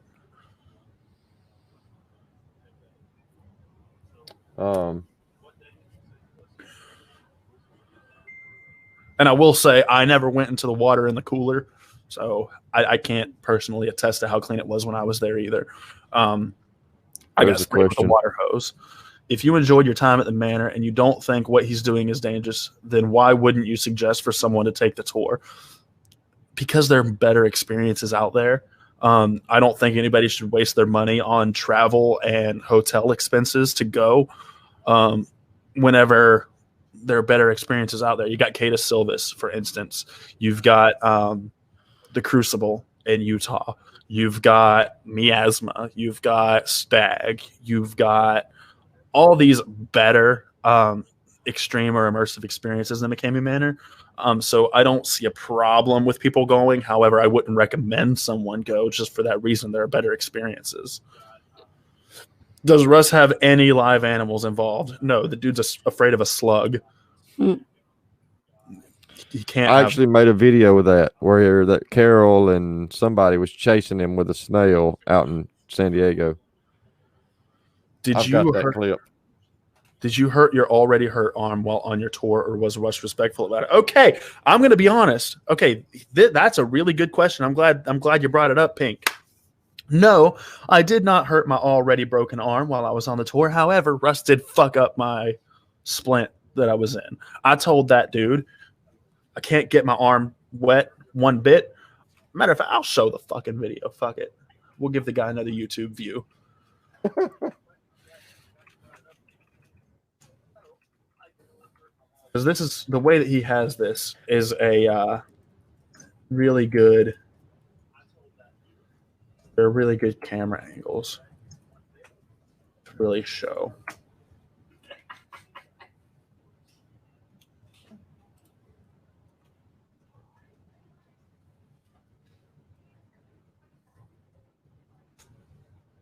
I'm going to keep that up there so I don't forget it.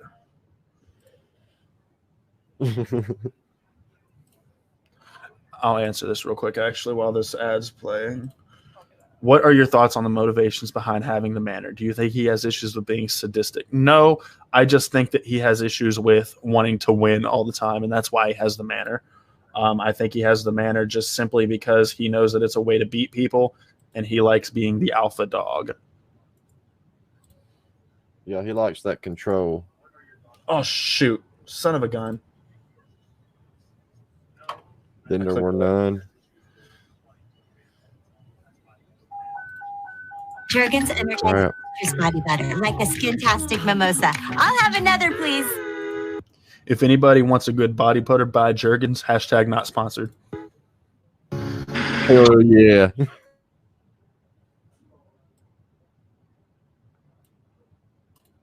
Okay, so I'm right after this dude. Okay. Not this dude, but I'm right after Pro Hunter here. I'm Scott, the Pro Hunter from Folklore Haunted House in Ackworth, Georgia. Russ kicked my butt and I quit. McKamey Manor. So that's me. Russ. And this is me. Russ. What? Russ. What? What? I can't breathe. That's not my problem, is Please it? get me out of here. Quit then. Say your safe phrase. I had no problem with what was going on, by the way. I knew I could quit at any time. So that's not why I'm showing this video. My name is Tarrin NEEL. And I came all the way from West Virginia just to tell Russ Mckamey in McKamey Manor ate my lunch, took my milk money, and I quit. And you really don't want to do this. Talk to the fans. Yes. Guys. Oh, you're laughing again. Oh, okay. Now, I had quit at this point. Okay? I thought it was over. That's why I was laughing. No, it's not funny. Consent withdrawn. No, Russ. No, please. Please, I quit. I did quit for real. Now, what most of you may not know is under this, my arm is broken. There is a tarp over my arm, but my arm was broken. I quit for real. Water. I told Russ before I went, Russ, I can't get my you could talk, you could breathe. What were you thinking? I wasn't. Personally, it was really late. I had to get home that night. Also, like, I felt like I couldn't breathe. That's why, whatever. But anyways, right here, you can see my arm is in a splint right here. I told Russ before I went that I couldn't get my arm wet. What happened? My arm got wet. You can see right here, my arm is wet. He fucked up my splint, and I had to go pay at a hospital. Luckily, it was a workman's comp claim, so they got it fixed for me. But if that wouldn't have been a workman's comp claim, I would have had to pay at a hospital to go get my splint fixed because he messed it up. I had to drive 8 hours home without a splint. I had to take it off because it was ruined. Nothing happened. So I was driving with a broken arm, with my arm literally just laying on my lap the whole time because I didn't have a splint. So did that change your feelings after that? No. What was your thoughts of Russ after that? I mean, I was still a Kool-Aid drinker. I thought, hey, he didn't do it on purpose. It was whatever. He had a tarp. The tarp messed up. That's why it happened. But looking back on it, it shouldn't have mattered. He shouldn't have ever used the water in the first place because I went down there to help the guy out. He didn't have a tour that weekend, and I drove 8 hours to go help the guy out so that he had a tour that weekend so that the people in the Facebook group would have something to watch. And he went and fucked up my splint. Like, that wasn't cool, you know? Yeah, that just no. I mean, what was going through your mind at that point in your tour? Okay, so basically, what was going through my mind was like, I was outside of my own head, honestly. Like, even though I could breathe, I did have like a thing over my face, and there was dirt over my head, so it was a lot harder to breathe. So I felt like I couldn't breathe. Inhaler. Russ didn't know this at the time, but I do have some breathing issues anyways, and I didn't want those to heighten, so I quit it for my own personal safety, for a just-in-case type thing. I think he probably covered. He was there to help Russ. Oh, I arrived late at night because I drove in one day 8 hours to get to McKamey Manor after having Thanksgiving dinner. Was it Thanksgiving or 4th of July? I think it was 4th of July. Yeah, it was 4th of July. After having 4th of July festivities with my family, I drove down to help him have a tour. That's why I arrived so late. I went to the wrong place at first because my GPS took me to the wrong summer town. And basically that's why I was already away from home because I was in West Virginia doing 4th of July stuff with the family. So figured why not just make a circle and come back up. Wasn't no big deal. I'm the type of guy, if you know me, I don't mind driving at night. So that's why. And doing a live in the middle of it.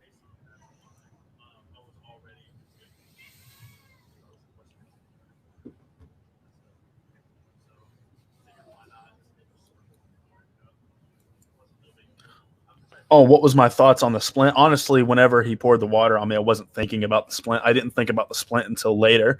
I was just like, yo, what the fuck? I can't breathe. So what changed your mind on drinking the Kool-Aid and doing this interview?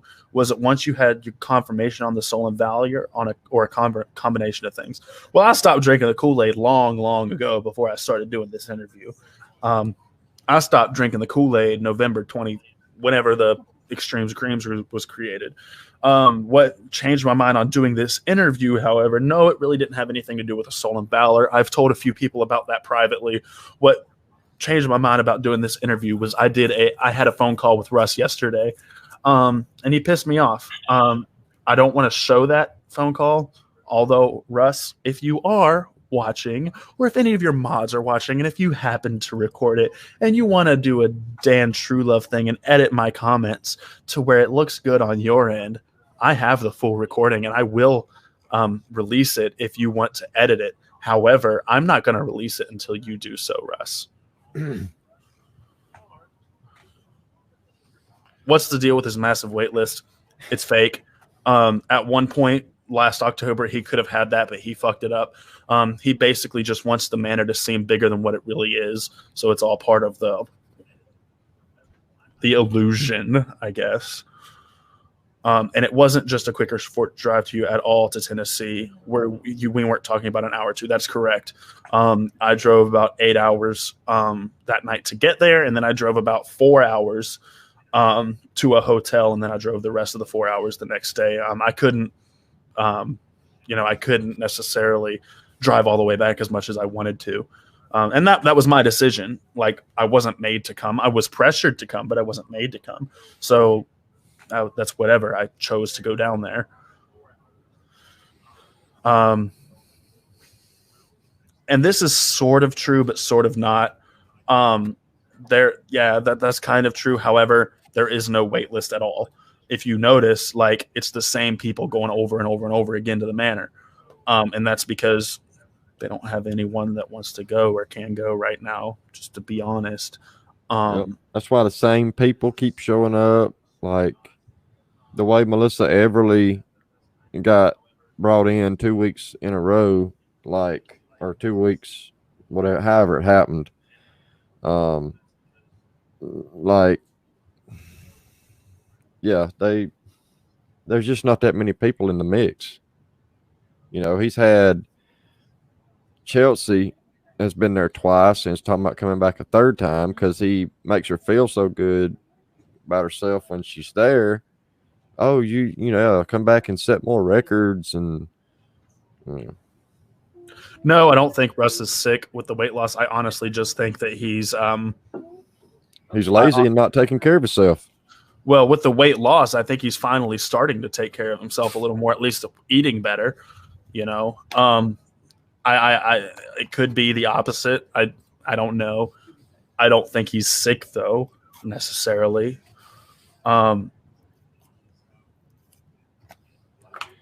And yes, that's kind of what he wants people to think, even though it's not true.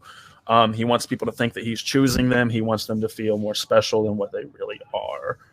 Even though the people are, you know, they're normal people. I'm not going to say that they're not special. Every human is special, but he wants people to think that, like, hey, you're definitely special, more special than anyone else in my eyes, when in reality, that's not what it is.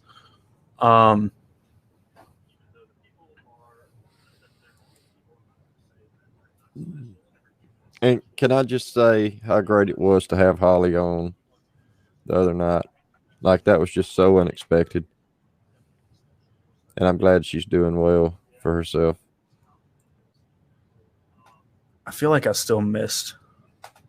Yeah, and I had something I was fixing to say, and I got train jumped off the track. How many tours would you say he averages a month or year? I don't know. I mean, there's 4 weeks in a month, and he tries to do one every week. I would say he probably averages about 3.5 per month. Maybe 3 per month, because he takes some time off here and there. People's always going to go to the manor as long as it's open. It's just one of those things. You're never going to kill it. Videos like this are not going to stop the manor from happening. It never will. Thank you. I appreciate that for sure. I really do. People are always going to go to the manor. Videos like this are not going to stop the manor ever. It's not. The only way to stop the manor is for him to lose full support. And videos like this aren't going to make him lose full support, because let's be honest, people who are just hearing about McKamey Manor might not necessarily see a video like this. Who knows? I don't know. What did Rhett say? I see someone said, "What's up, Brett?" If he doesn't have a contestant to his show, he freaks out and tries to get people to show up however he can. That's very true. That's why I went back the second time, because he freaked out and he called me personally and he really he pressured me to come. That's how Melissa got back a second time, because with Tosh, whatever happened, he called Melissa and she dropped everything and drove down. Yeah. And he called me out on a live and basically made it seem like if I didn't come, I was a pussy. And I didn't appreciate that, but I'm not one to back down from a challenge, you know, so I showed up. But yes, like Jay says, it has its place in the world, and I agree. I don't know about that. You don't know about what?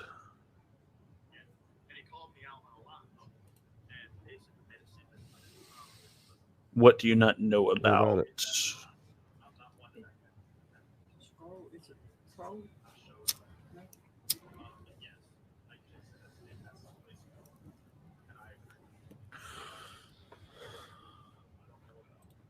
Exactly.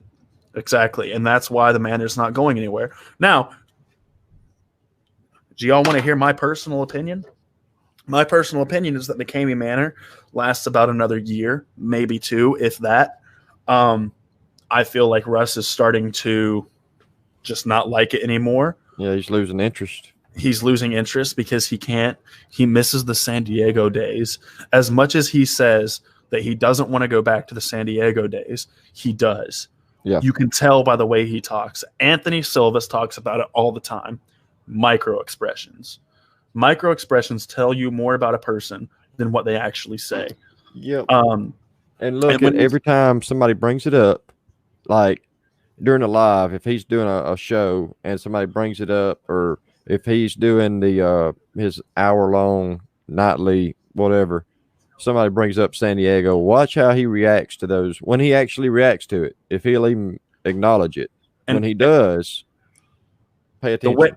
The way he responds is something along the lines of, no, we got too many people watching us. We can't do that anymore. So it's not that he doesn't want to do. Yeah. It's not that he doesn't want to go back to it.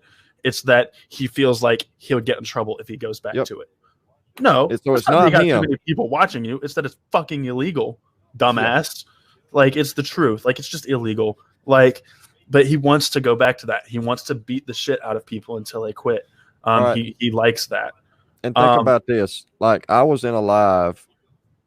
I was in the closed group with my alt during one of his lives where he was talking about moving, and he was talking about Alabama. All right. He was talking about asking people in the live, well, how are the laws in Alabama? Blah, blah, blah, blah. Well, dude, you have a property in Alabama. So don't you already know how the laws are in Alabama? If you have a property there where part of the haunt's located, but suddenly the person is selling, whatever. But at the time, this has not been like last week or two. This has been December when he was doing this live. And I'm like, you have a haunt there. How would you not know what the law, which I knew that was bullshit. I'm just saying that he can't keep up with what he tells. And he should have known what the laws were if he's got a haunt located there. That tells you he does not have anything else. That's it. He's got his backyard. Jay, to answer this question, no, I have no regrets with anything that I've done. It's something I was involved in. It's part of my past. Everyone has a past. If I wouldn't have done what I did with McKamey Manor, I never would have met Chris, and we wouldn't have started Extreme Screams. So no, I have no regrets with anything I've done. It's brought me to where I am today, and I like where I am today. So I can't say I have any regrets, none at all. So this question is very, very pertinent, and I want to find a video on YouTube, and I want to publicly apologize to Holly. I want to publicly apologize to Holly right now because I said that I didn't believe Holly's story because of a video that I had seen. However, I want to find a video. Is it one? That shows some abuse. Is it one testing stuff? Yes. I have it if you can't find it. I'm in my videos right now.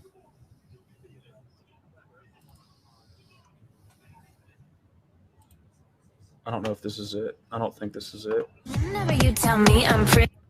A lot of what I find, I remember it being on Justice Sleuthing's channel, which I'm not a big fan, but I mean, this is, I can't find it on her channel anymore.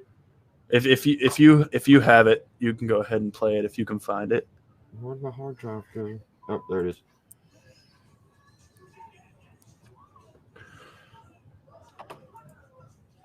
I have to go back to my backup because I deleted a bunch of stuff off of the.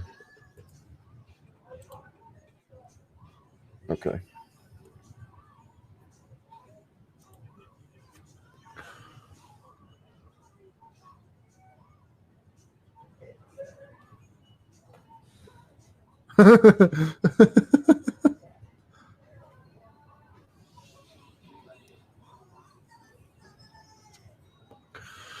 And I'll be honest with you. Which one you want? Part 1, part 2, part 3, part 4? I don't know what the differences are. All right, let me. The one that I want to show has to do with Rat Race. I'm gonna play it, and you can watch backstage. It's not this one. Honey, be quiet. All right, let me unshare. All right, I'm gonna skip through.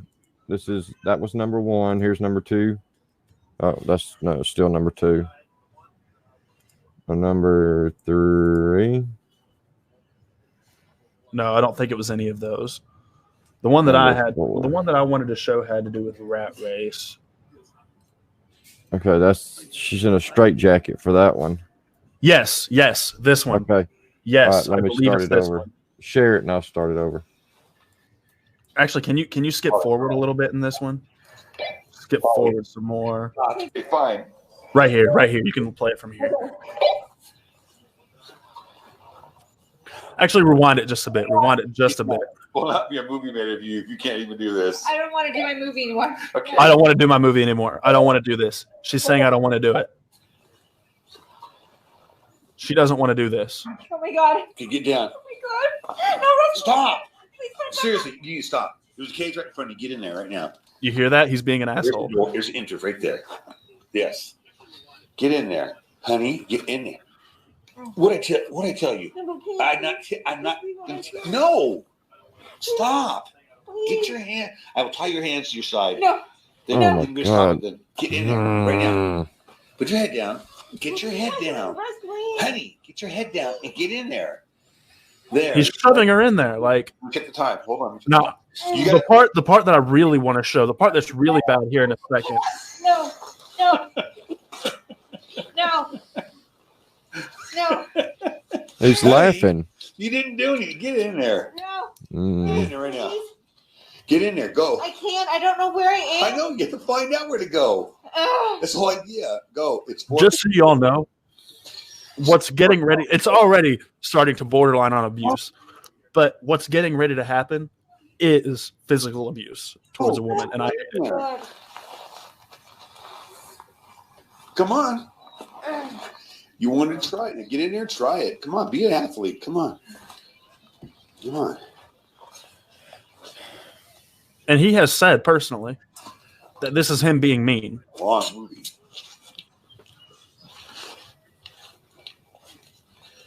Here you go. Here you go. You got it. Come on. You got it. Go, go, go. Oh, what's he grabbing? He's grabbing that water hose. Go. Now watch this. Look at how long he sprays her. Look at how long he sprays her. Look at how long. That's cold ass water, by the way. He just doesn't know when to stop. Better go. Go then. Go, go, go. No. Go.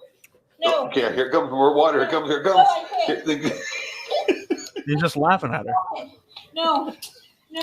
This is physical and mental abuse. Stop it. Okay, this is as far as I can get. Seriously. No. This isn't during a tour. Oh, honey. Oh, honey. No. And it goes on. It goes on. Yeah.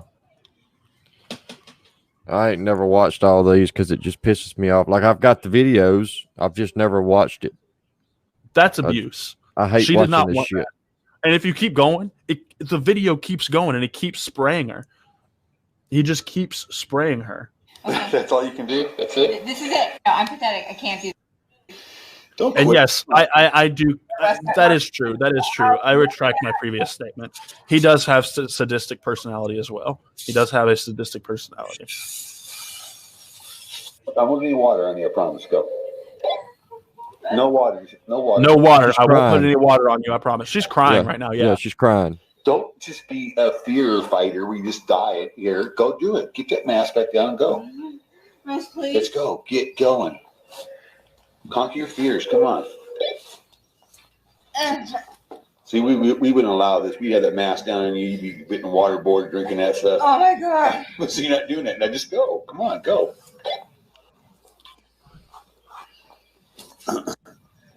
Imagine how hard it is when you got porn on your face and stuff. It sucks.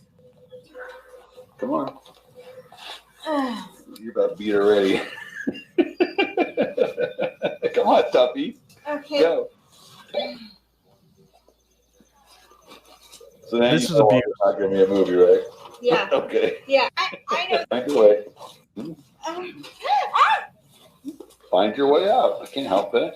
It sucks. There comes the one. Please, please don't.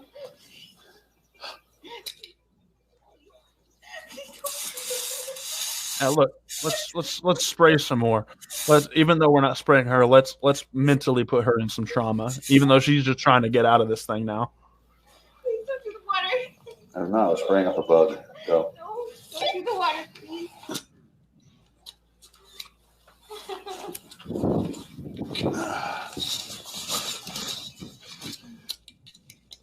You see, it's harder than you think. And he just talks about it like it's fun for him. Like you're panicking really fast. Everybody does. It's not just her. Everybody does. So yeah, it's tough. No, oh, no. He's more worried about the camera and talking to people than getting her out of there.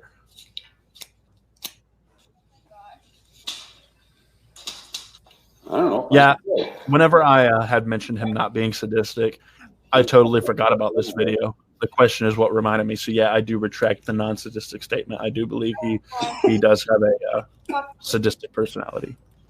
Could be worse. It'd be water pouring on your face. No. In your mouth, choking No. and drowning of water. No. That's worse. No. That's worse. No, don't. Get your old Barbie shoes and get going. Oh my gosh.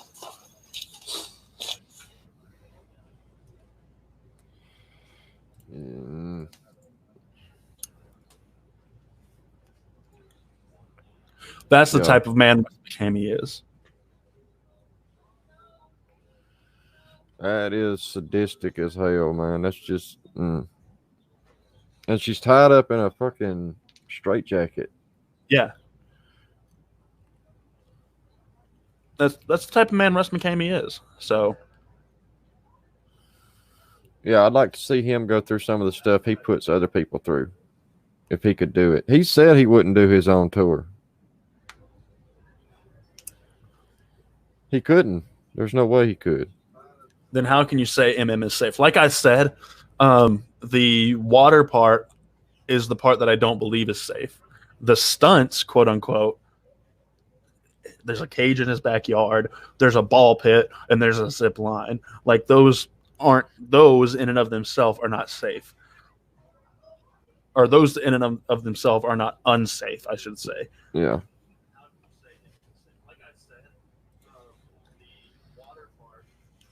Yes, this was his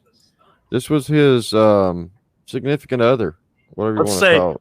Love of his life. Let's put that in quotes. Yeah. Like you don't do that to someone you love. No. And I'm sorry that if she's watching, I'm sorry that, we brought that all up again. I hope she ain't watching. Because I know she probably hates to see that. So, Haley, since you're watching right now, that's what you can look forward to if you want to stay with him. Just yeah, good luck with that.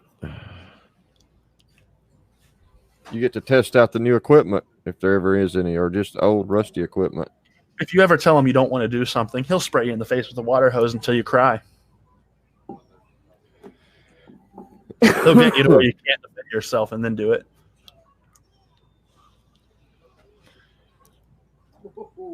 Two hours. But oh, yeah, and we still got almost 60 people. Yeah, I figured this would be a pretty highly watched video because I told some people what I was going to be doing and going into. Yeah, yeah, he has said that. They're still alive on his Facebook of him crying on the phone on a live over something that, and I interviewed this guy. This guy had no intentions of saying anything that Russ thought he was going to say. He wasn't even going to talk about that. What he was talking about was what Tarrin just came on here and did. That was what the guy was referring to. Russ thought he meant something else and got on the live crying and boo-hooing with Holly. Wait, I missed that. What happened? So what was that? So Frank. Okay. Frank, when him and Russ parted ways, Frank was going to expose Russ. Oh, yeah. And Russ took that to mean Frank was going to release information about what happened Oh, to yeah, Russ, yeah. blah blah blah, I remember and that was video on the now. I remember phone that. talking to Holly, boo hoo hoo, I love you, and all that stuff he said to Holly, because he wanted to beat Frank to the draw, but Frank had no intentions of doing that. Frank was going to do what you just did and say, hey, the Manor's bullshit. Had no intentions of bringing up anything about Russ's personal life, but Russ brought it up. So, and Frank covered that in when I did the interview with him a couple of weeks ago. Frank's a damn good guy, and he's a straight shooter. As far as I know, I mean, he's never said anything to make me think he was any other way. I never did. I made one video, but it was of myself. I know Chris did some editing for him. I'm gonna throw Chris under the bus. Chris made Purple Rain. Purple Rain, baby. Woohoo! But I don't know if Chris ever made any of the movies. A lot of that was Russ. Because a lot of those, I mean, came out before Chris and I were ever involved. I mean, the San Diego videos, Chris and I was never involved. I think Russ made most of those, at least by himself, on iMovie. Yeah, if you listen to how Carol talked, she said Russ would spend hours in front of the computer editing a movie, like just hours and hours and hours. Yeah. But the guy can't figure out how to sign into like his YouTube and shit. Oh man, I don't know what I can and can't say. Anyway, What do you mean? Like, send it in private chat. Send it in private chat, and I'll see if. Well, it's not. It's about someone else, but. Oh, I got you.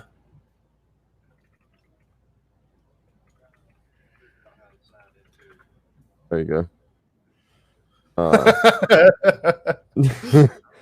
Like, there's reasons why there's nothing put on the YouTube and shit, and he has to do it on the Facebook group because he can't get into fucking YouTube. Yeah, I can speak for that. He told me that too. So you don't know how. We'll leave that person's name out of it, and I'll just say, yeah, Russ doesn't know his own passwords. I mean, I was going to go help him figure out how to sign into his YouTube one time because he couldn't remember how to sign into his YouTube after his computer crashed. Oh my god!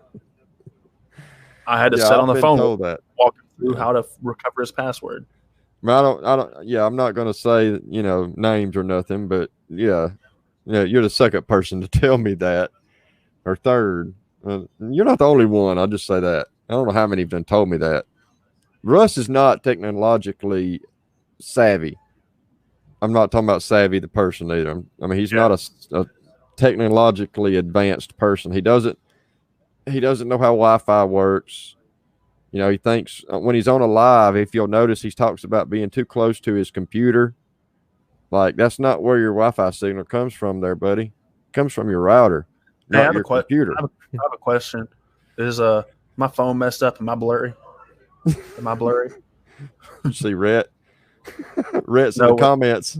I don't see. I didn't see it. I must have missed it. Man, these comments are actually going by fast. Yeah, they are. Is it a new in here? Is it a new comment? I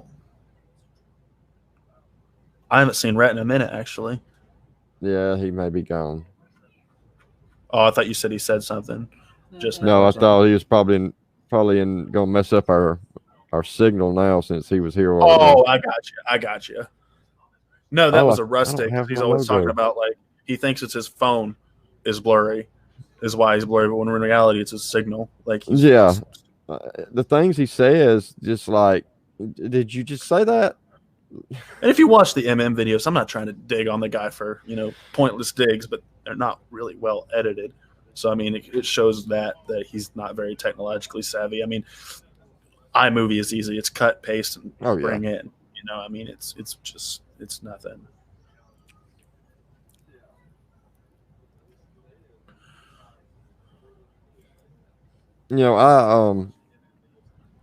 My channel, you can go back and look at my first videos, and I kind of advanced, like, as I learned.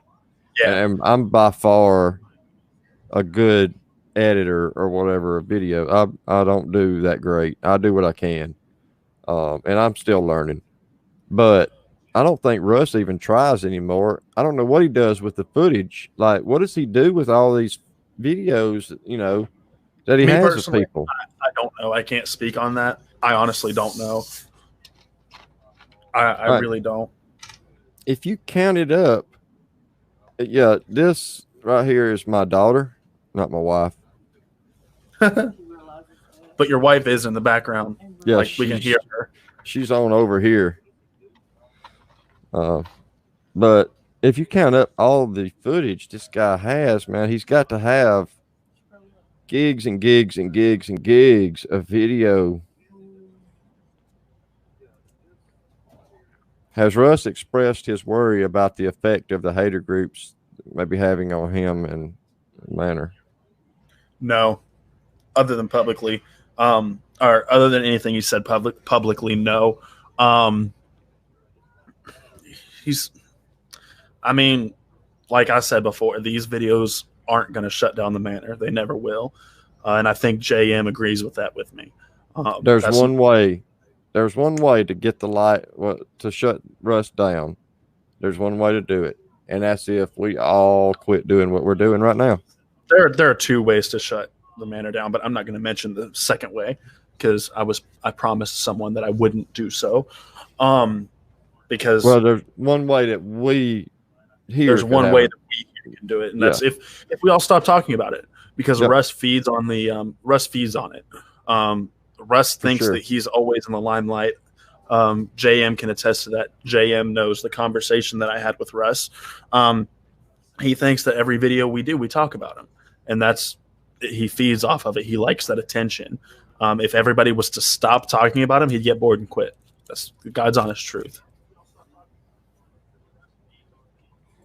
Yeah, like I think, you know, and he attracts people that have the same mindset in a way. Has Russ expressed any? Okay, yeah, that one. Yes, he has, personally. However, that's because he knew that's what we wanted to hear. I don't believe that he is actually sorry for anything that he does, especially if you watch his current videos when people ask him about going back to that. What exactly did Russ tell you when all the exposing videos came out to keep you believing him? I don't know if I really want to get into that. They were kind of deeply personal conversations. And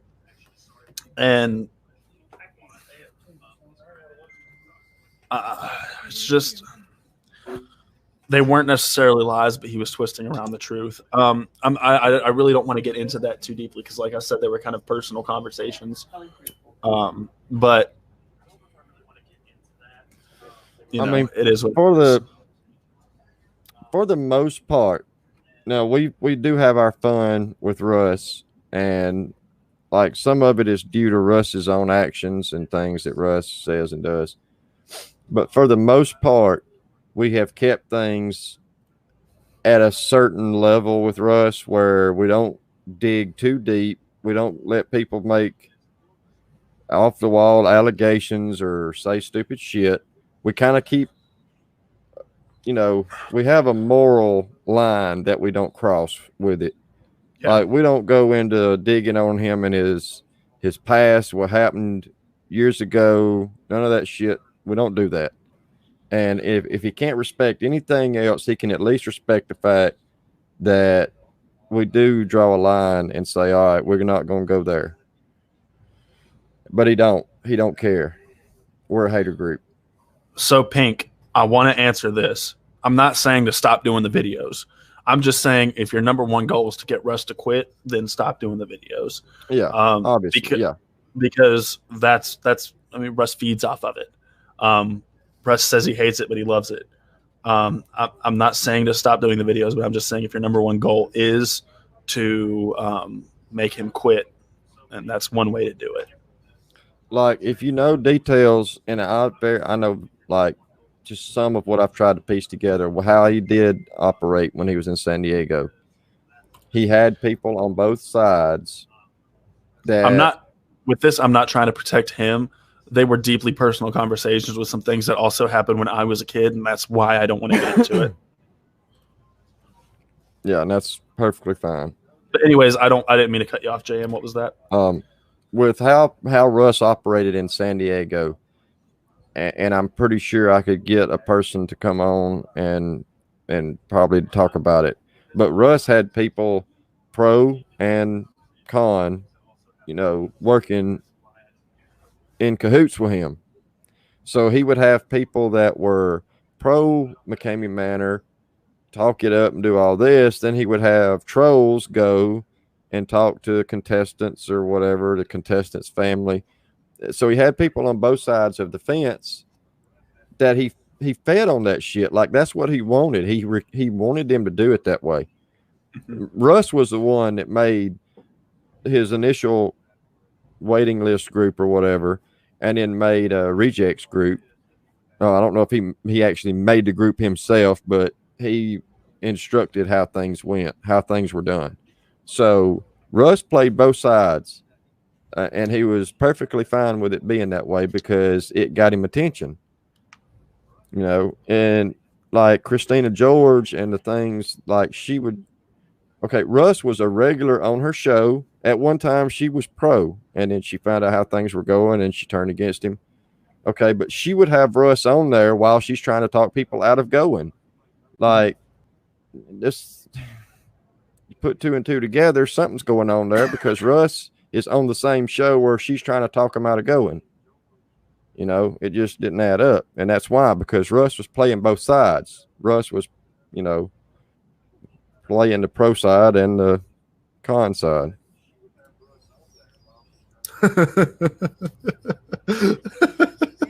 I love this comment. Anyone got TP from a bunghole? I got $40 for a pack of 18 or so. If it ain't that Angel Soft shit, get out of here with that, man. I want Angel Soft. That's it. I don't want that Sam's Choice. That shit, it's like sandpaper. You got to have that good shit.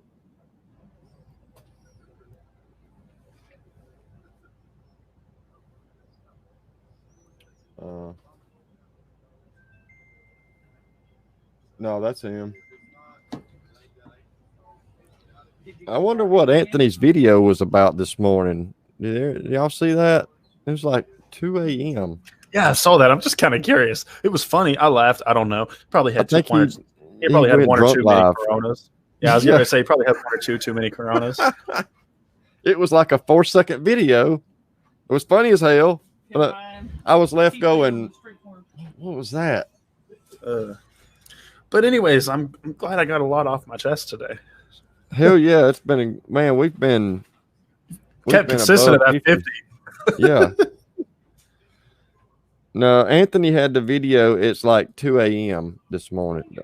Yeah, this morning. So it was in the K to Silvers group. He just went live for just a second, and that was it. But yeah, check it out. Oh, Katie said that was her fault. Please explain. Yes, Katie, please explain, because I'm curious as well. You said you caused that. I want to know what you did to cause that.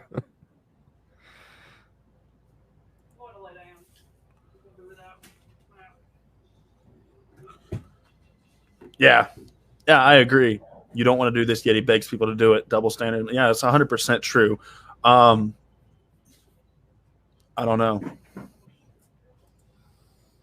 I'm kind of just sitting here waiting on Katie to explain that video. Yeah, me too.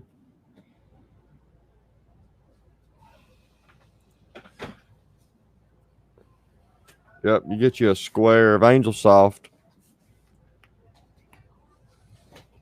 But yeah, oh, and I also want to say one more thing.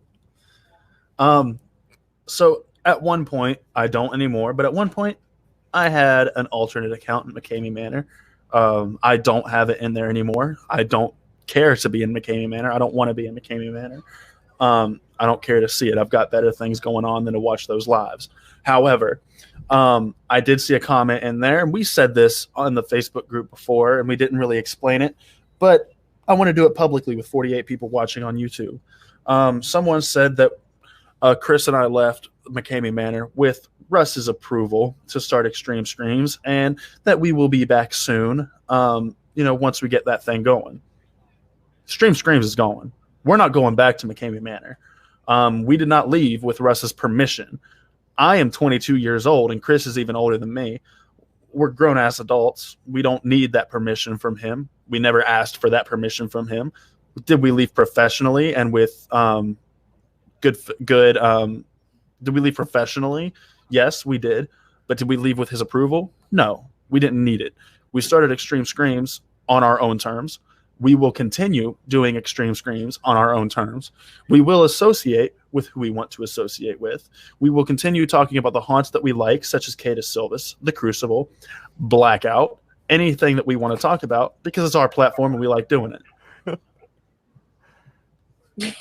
Hi, Katie. I'm still sleep deprived, y'all. I was like, what kind of face is that? Like a fish. Okay, so the video. We're in here and we're working. We have been I have been slaving all day from the time I got up till when we passed out about 5 a.m. this morning. He says that little bit in the office, and I lose it. Like, I'm head down on the computer. I'm like, you need to go and do that video and post it right now. He's like, why?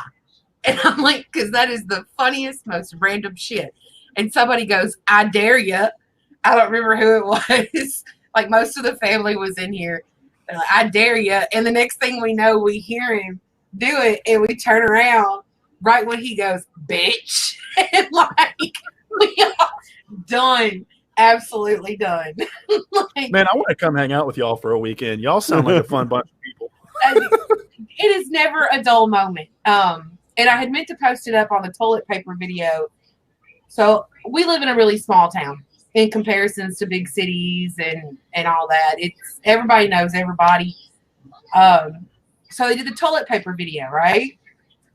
A few hours later, I've set my phone down because I'm soaking in the family time. We've got the grill going. Corona's being passed around. The coronavirus and the Lyme disease. Yeah, the coronavirus and the Lyme disease going around. And I pick up my phone and I've got a bunch of messages. A bunch. And I had one that popped up that said, Katie, are you really on the corner of the sidewalk selling toilet paper? Yes. Yes. Well, so my local people that has no clue thought I was on the corner selling toilet paper. Damn. Yeah. Well, y'all do live in Tennessee, just like me in Alabama. I mean, it could happen. It really could.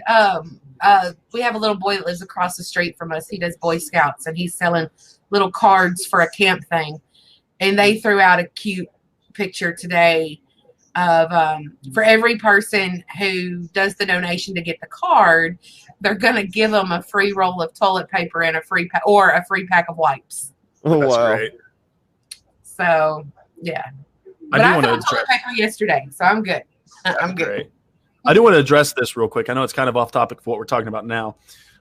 Yes, like I said, when Extreme Screams, the group was first created, I was at Russ's house or trailer, whatever. I was down there on his property when it was created. And I was talking to Russ about it. And Russ said, yeah, whenever we get the Abyss tour set up, you're going to have to come down here and review it. He wanted Abyss. He wanted McKamey Manor to be the first thing that we reviewed. And it wasn't happening. Like, we didn't want to talk about McKamey Manor. At that point, I was down there as a formality because I'm a man of my word. I had already checked out of the whole McKamey Manor thing. I was just down there because I'd told him prior that I would do it, and I'm a man of my word. So I went down there and helped him. But yeah, he did want to be on Extreme Screams, and I think he got a little butthurt whenever we basically said no. Let me make something clear. Jay Janer and Carrie Janer are here because they're friends of ours, and we want them here. So leave them the fuck alone, okay? They're our friends. We want them here. They're good people, and they don't do anything. They're not trolling us. So, yeah. I mean, there's no reason to mess with them. I agree. They're good friends of mine as well. I love them both to death. Yeah, got absolutely no problems with them whatsoever. I love them. I've talked to both of them. Like I said, messages about things, and I don't like it. Like I said, there's only 2 people in this world who I'd want to do a tour with at Catus Silvis: Chris Smith, for obvious reasons, or Jay Janner. Other than that, I don't know if I could do it with anyone else. Like, that's how much I respect Jay. Do you want to, like, if you and Chris did one, would you want Chris to go first, or would you want to go equal, or what? Because what do you mean? Chris goes first and wins, then you've got a bar. It's up here, and if you go after Chris and it's down here, well, it's already set up. I'm going first, so I guess I really don't get that choice. However, that's going to be in the back of my head the whole time. Like, hey, what if Chris ever does this thing and beats it and I don't? Like, I'm a very competitive person. It's going to be in the back of my head at all times. Yep. Like, honestly, if I don't last at if I don't last it, I almost messed up because that's what we've been talking about. But if I don't last at Catus Silvis, I will pay whatever I have to pay to go be a guest actor at his tour, just so I can like bring like 10,000 snakes and throw them on him at one point, because I know that'll make him quit. Oh shit! Like I'll throw them on him like 5 minutes before my time. Like that would be great. We would have a ball with that on the panel. I'm not saying that I'm gonna beat Catus Silvis. What I am saying is that I'm going to last longer than Chris does, no matter what amount of money I have to pay. Yeah, be careful what you say, because you know somebody's always watching. There's no telling who might show up. No, like I said, I'm not saying I'm going to beat Catus Silvis. If I last 5 minutes, Chris is lasting 4. I keep looking for somebody to walk up behind Katie. Like I keep looking behind her. Well, I sent that's 100%. I sent the last Silvis family members out of here about 8 o'clock tonight. So as far as I know, there's none roaming around anywhere. Be roaming around. I think everybody should hopefully be tucked in their beds at home or at work. So, but you never know around these joints. Like it happens all the time. It really poor Jeff, man. His face the other night was just like I loved it. I loved it. And I still have to go back and rewatch it because I had walked out of the room. That's how Millie hijacked the YouTube on my end. And I'd walked out of the room to take a phone call, and it ended up being a longer phone call. And when I came back in, she was like, "Girl, you missed it. You missed it." So I still have to go back and watch. Yeah, it was fun. When I brought her in, like, oh shit. I think it was funny too, because I was being an asshole during that interview. she showed the needles, and she was like, "Jeff, do you want to see him again?" And Jeff's like, "No, we're good. We're good." I'm like, "Rosemary, I want to see him again." And she's like, "Oh, okay." And she just goes, fun times. Go around, I prefer the needles than the huge knife that was walked in the house with for Alyssa's tour. And Miss Reverie, I mean, she could be. I'm still trying to get my original phone back.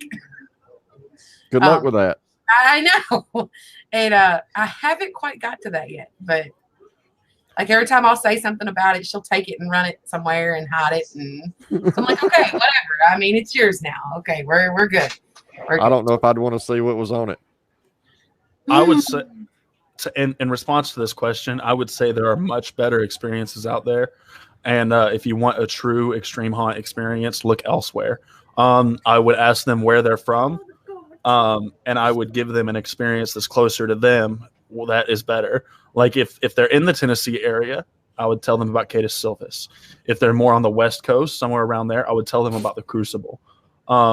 That's kind of what I'm trying to do with Extreme Screams. That's what Chris and I are trying to do, is trying to help people find experiences that are close to them and in the type of range that they want to experience. If they want to go to a traditional haunt, we want to talk about traditional haunts, and we want to have all that list on there.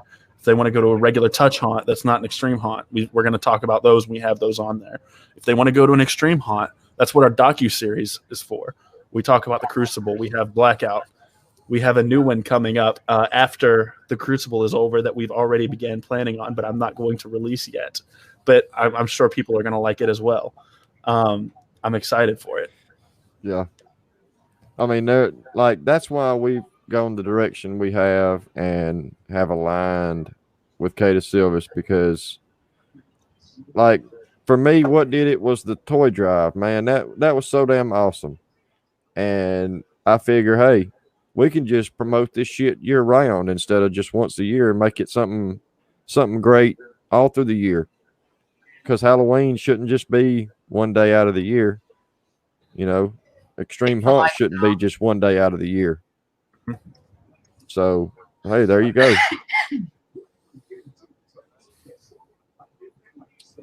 But yeah, that toy drive was super amazing. And Tarrin this year. Top that. I mean, if you want to come down for it, once the dates are set, we do that, Jonathan. Oh, I'm like, what the hell? I didn't top that. I did. By the way, Pink, yes, you're more than welcome to share it. Share the YouTube, share the group, share everything. And yes, I definitely want to try to come down for the toy drive as well, Katie. I am going to be there for the Tattoo and Horror Convention if it's not canceled or postponed. We are all basically at this point just living at the mercy of this virus. Yeah. You know, even in our local community, they haven't shut our schools down yet. Ours have. There was a lot of rumors in my town that it has to deal with the ACT thing going on that they're trying to hold off for. But, you know, they did determine today that all of our local court is X'd until further notice, you know, so we don't know. Hopefully a decision will be made by that. You know, I'd say in the next few weeks. As soon as anybody knows, you know, we let everybody know. Yeah. Like Tarrin and I were working with the trans world thing. Yeah. Thank you for that information, by the way. Oh, that was as soon as I got the text message, you were the first person that I messaged. You know, to answer this question, right quick. Go ahead. To answer this question, I don't want to speak for Chris. I'll let him speak whenever he's ready, if he ever wants to. I don't know if he ever will. He might want to stay out of the drama, but however, I will say Chris is not drinking the Kool-Aid anymore. Okay. Tattoo and Horror Convention. It is it's Easter weekend in Nashville. It is at one of the convention centers up there. If you check out the Kata Silvis page and even the Truthers page, you can just type in Tattoo and Horror Convention. It is a tattoo showcase, plus it is a horror convention. There are, I'm trying to think, guys from Rob Zombie films are going to be there. The little boy from the original Shining is going to be there. I'm trying to think. The guy that plays the Night King in Game of Thrones, because I'm a geek, he's going to be there. Tons of guests. You can walk in and get a tattoo. 1,000,005 amazing tattoo artists are going to be there. It's a lot of fun. I believe it's a Friday and Saturday. And then that Saturday night, Slaughterhouse in Nashville, which is where most of the Silvis family members work during haunt season, will open their doors for one night and as a actual boo haunt. And you get to go through, and it's so funny that it's Easter weekend, but you'll get to go through their haunted house. And I worked their haunted house for Valentine's Day. That's why I miss Jonathan. I did get Tarrin though. Yeah. What's up? So it's an amazing haunted house. Something cool to get out if everything's back up and going at that time.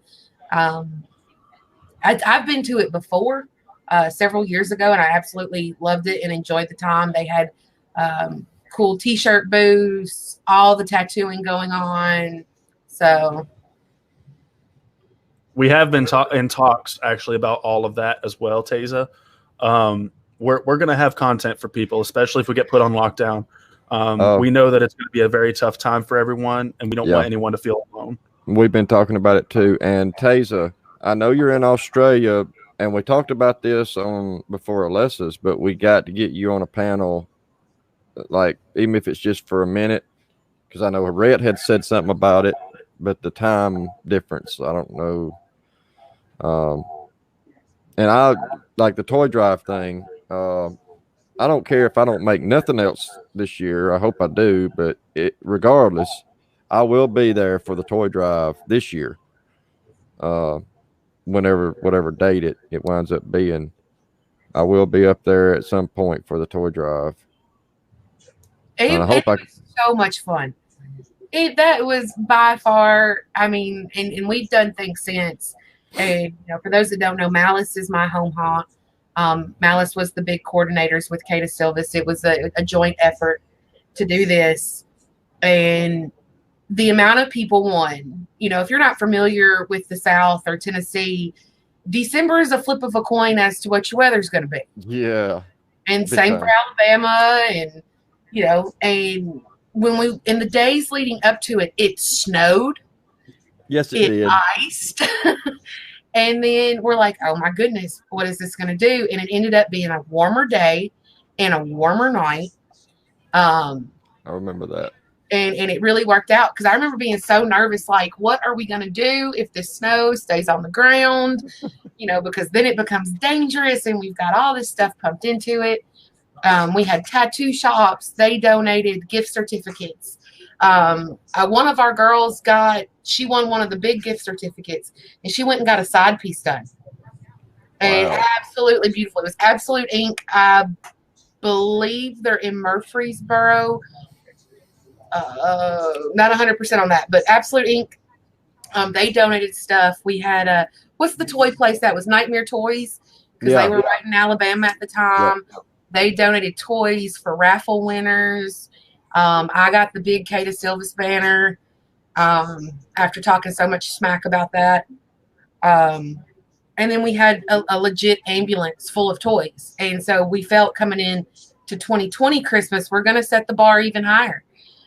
I don't know if we'll have 2 ambulances, but we have a lot of hearses. So, what if we filled up the ambulance and a bunch of hearses?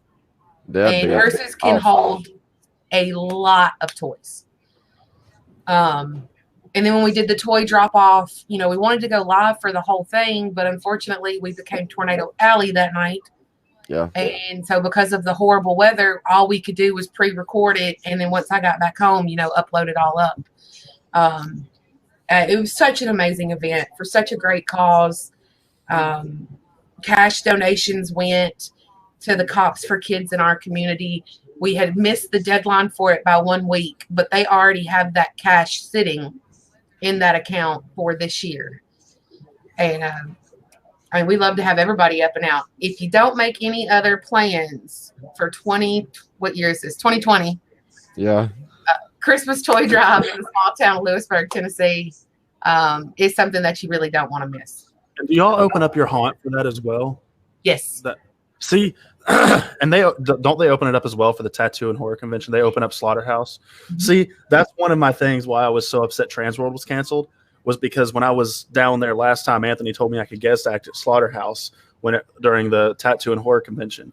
I wanted to buy a silicone mask at Transworld, and now that it's postponed, I can't do that.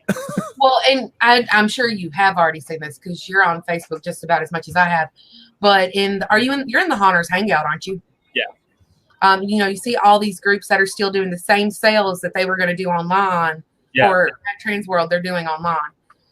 So you've always got that. I know we love Immortal Mask.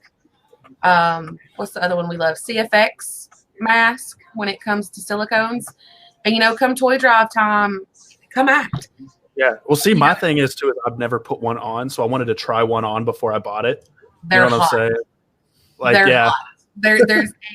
I can't get one on because of this huge head of hair.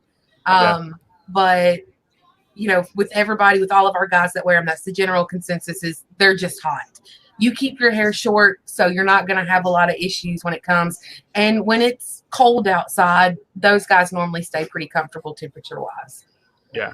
I don't know about this, but the toy drive is the way it works out is you buy one toy that's, what was it, $15 or equivalent, right? And you go through the hunt. That's what your cost of admission is. And I definitely, I also really want to do a lot of covering of that on Extreme Screams as well. I would love to cover that and really give y'all some really good publicity on that as well. And for those that are not members of all three groups, if you're only a member of Cata Silvis or what, we try to like cross post things like this for every group.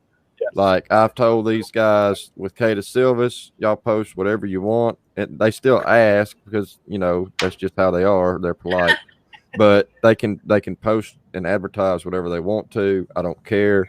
And the same with Extreme Screams. They don't have to like. You know, they can post this stuff. Doesn't bother me. And so we try to keep the groups updated on this stuff. Yeah, Brett said at least 15 in value. So there's your admission. You bring a toy that, or, you know, buy a toy that's new, unopened, unwrapped, at least 15 in value. You go through the hunt. I do want to make a public apology too. I had a video I was supposed to put up on Extreme Screams today, and I totally forgot to put it up. It will be put up tonight before I go to bed. I still have to even edit it. And we did the same things. I know she had said toys for tattoos. So how that worked was we had a raffle going on. And it was the same thing. You could do a cash donation, or you could bring toys to go into. I think that was primarily for the raffle or for the cash donations. But we had several people show up. When I say carloads, I mean the trunks were full, the back seats were packed, truck beds full of toys. And so for those people, you know, of course they had enough toys for however many people were going through, but they had so many. So we let them enter into the raffles and do the hearse rods. That was something that we did.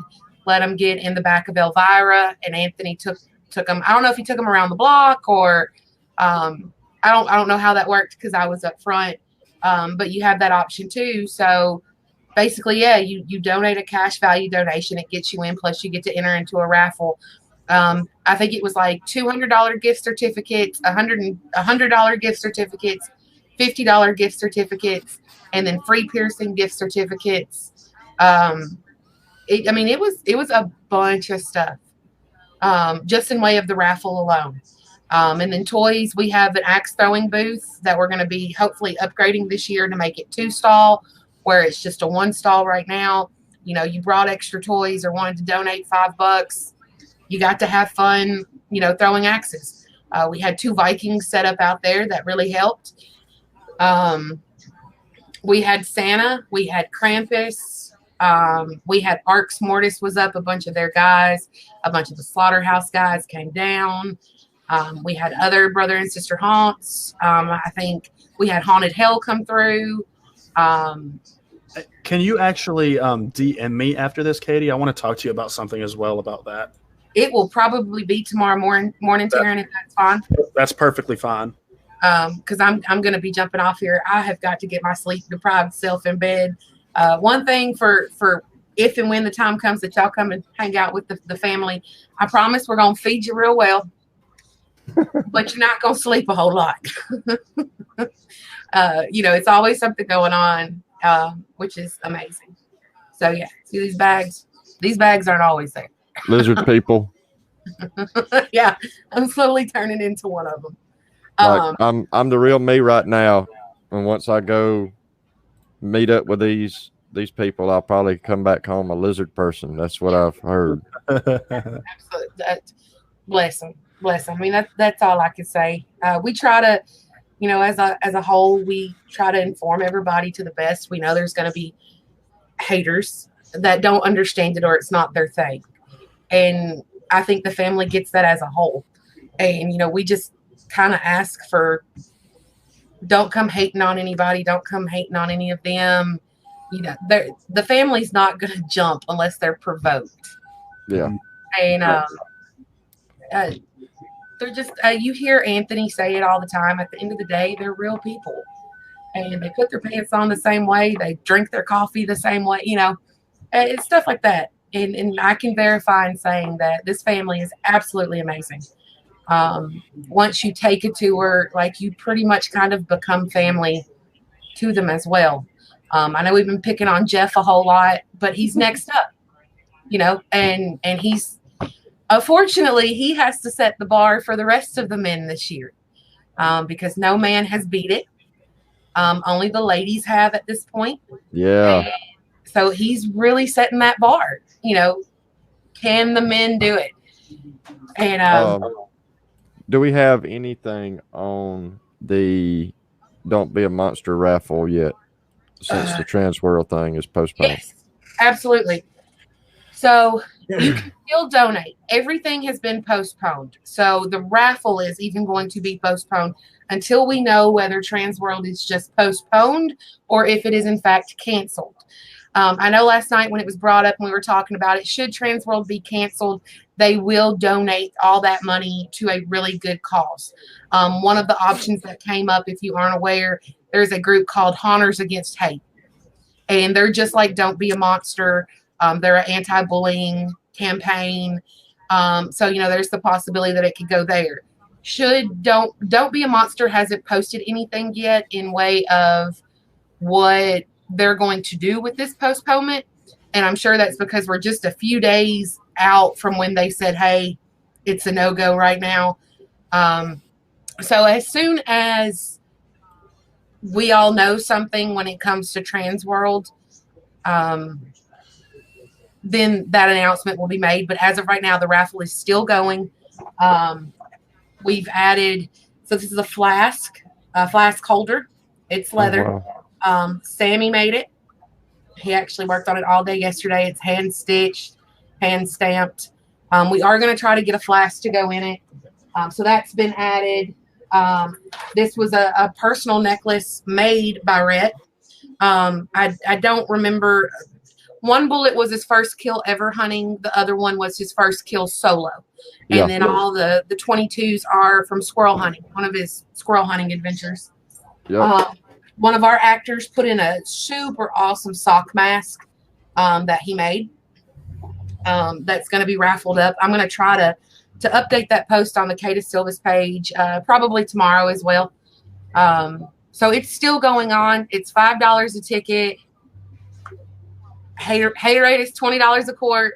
If you're really rough on toilet paper, Anthony, if I remember right, what was it? $20 a sheet, but it is Angel Soft. Hell yeah. It is Angel Soft.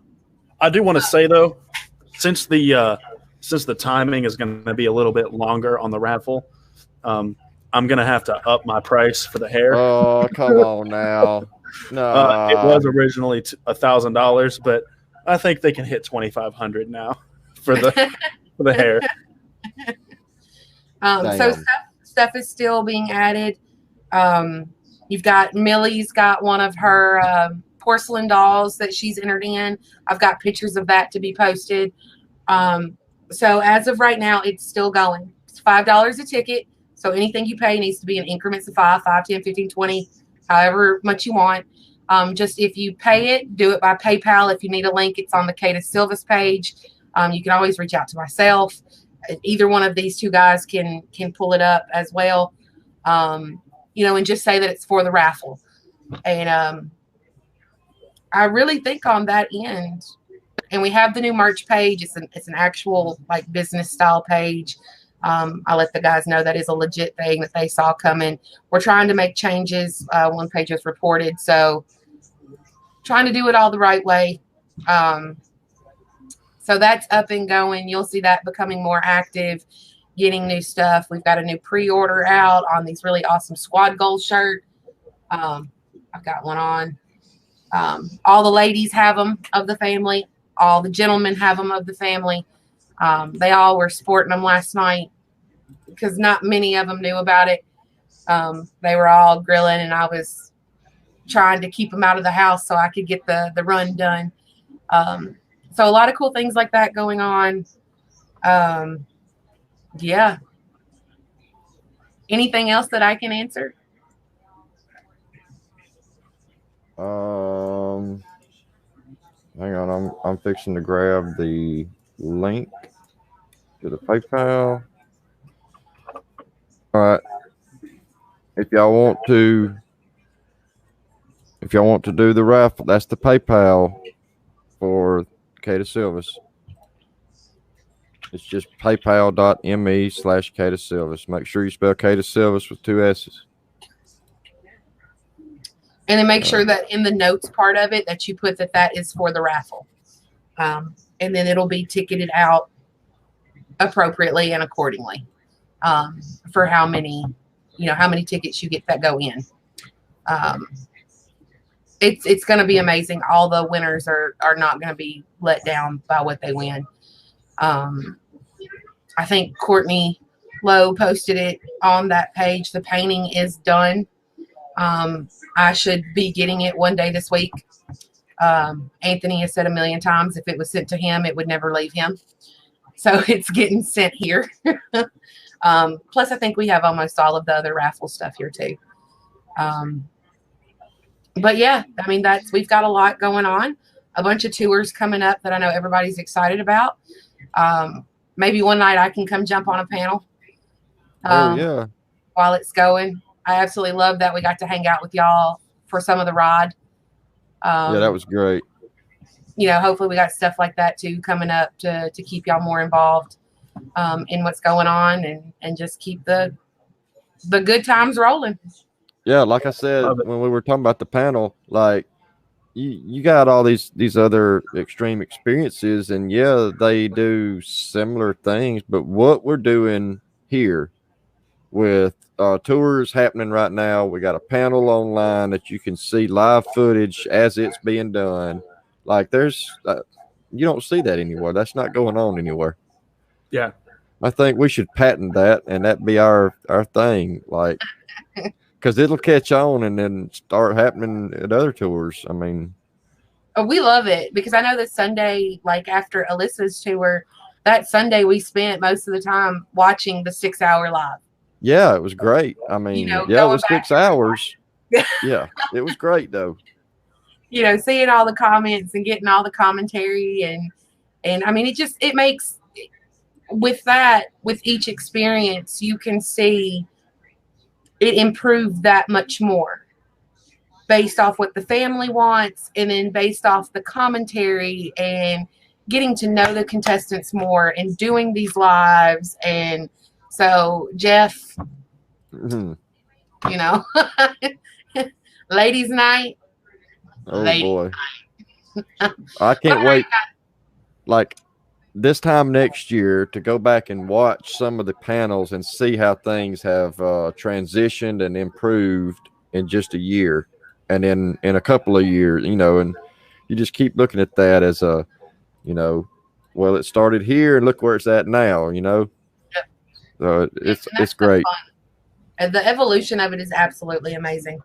And I'm glad that the family has allowed me to be with them and running the merchandise for them and helping them out where I can.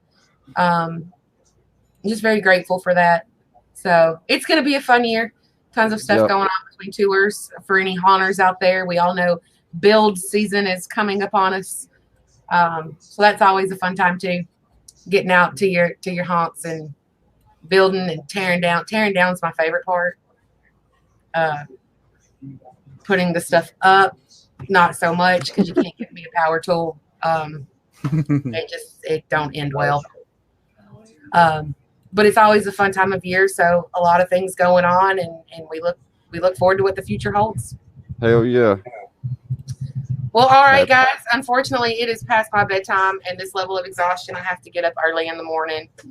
So I'm gonna jet out of here. Yeah, thank you. You have any last things, Tarrin? I do not. I think we're good. All right. Well, it's been great having me on. Yeah. Yep. It's been a great time. Thank you, Katie. What? You're almost at 3 hours. Okay. Thanks for coming on, Tarrin, and for sure. Thanks for all the people who watched for the entire almost 3 hours. Yeah. And that includes Haley and all of our lovely Under the Bridge folks who decided to make comments that were totally unnecessary. We love you too. And I guess the next video will be, what do y'all got something coming up tomorrow? What, you mean the next video for Extreme Screams? Yeah, when's y'all's next? The next video for Extreme Screams will be in about half an hour. Actually, I am trying to work on the thumbnail now because I totally forgot to post it today. We are revamping our category system that we have. So that's going to be one. We get messages all the time about asking what haunts fit into what categories. So we're doing a definitive thing. It's going to be the main video on the Extreme Screams page. So you guys can go watch that, check it out. And then yesterday we had our Castle of Chaos episode 3, and then that's every Saturday at 8 o'clock. All right. And I guess the next one for us will be game night, unless something comes up between now and then. So thanks for hanging out with us, everybody. For sure. If anybody has any more questions, feel free to DM me. You know where I am. Yep. All right. Y'all have a good night, and we'll see y'all again soon. Yep. See y'all later.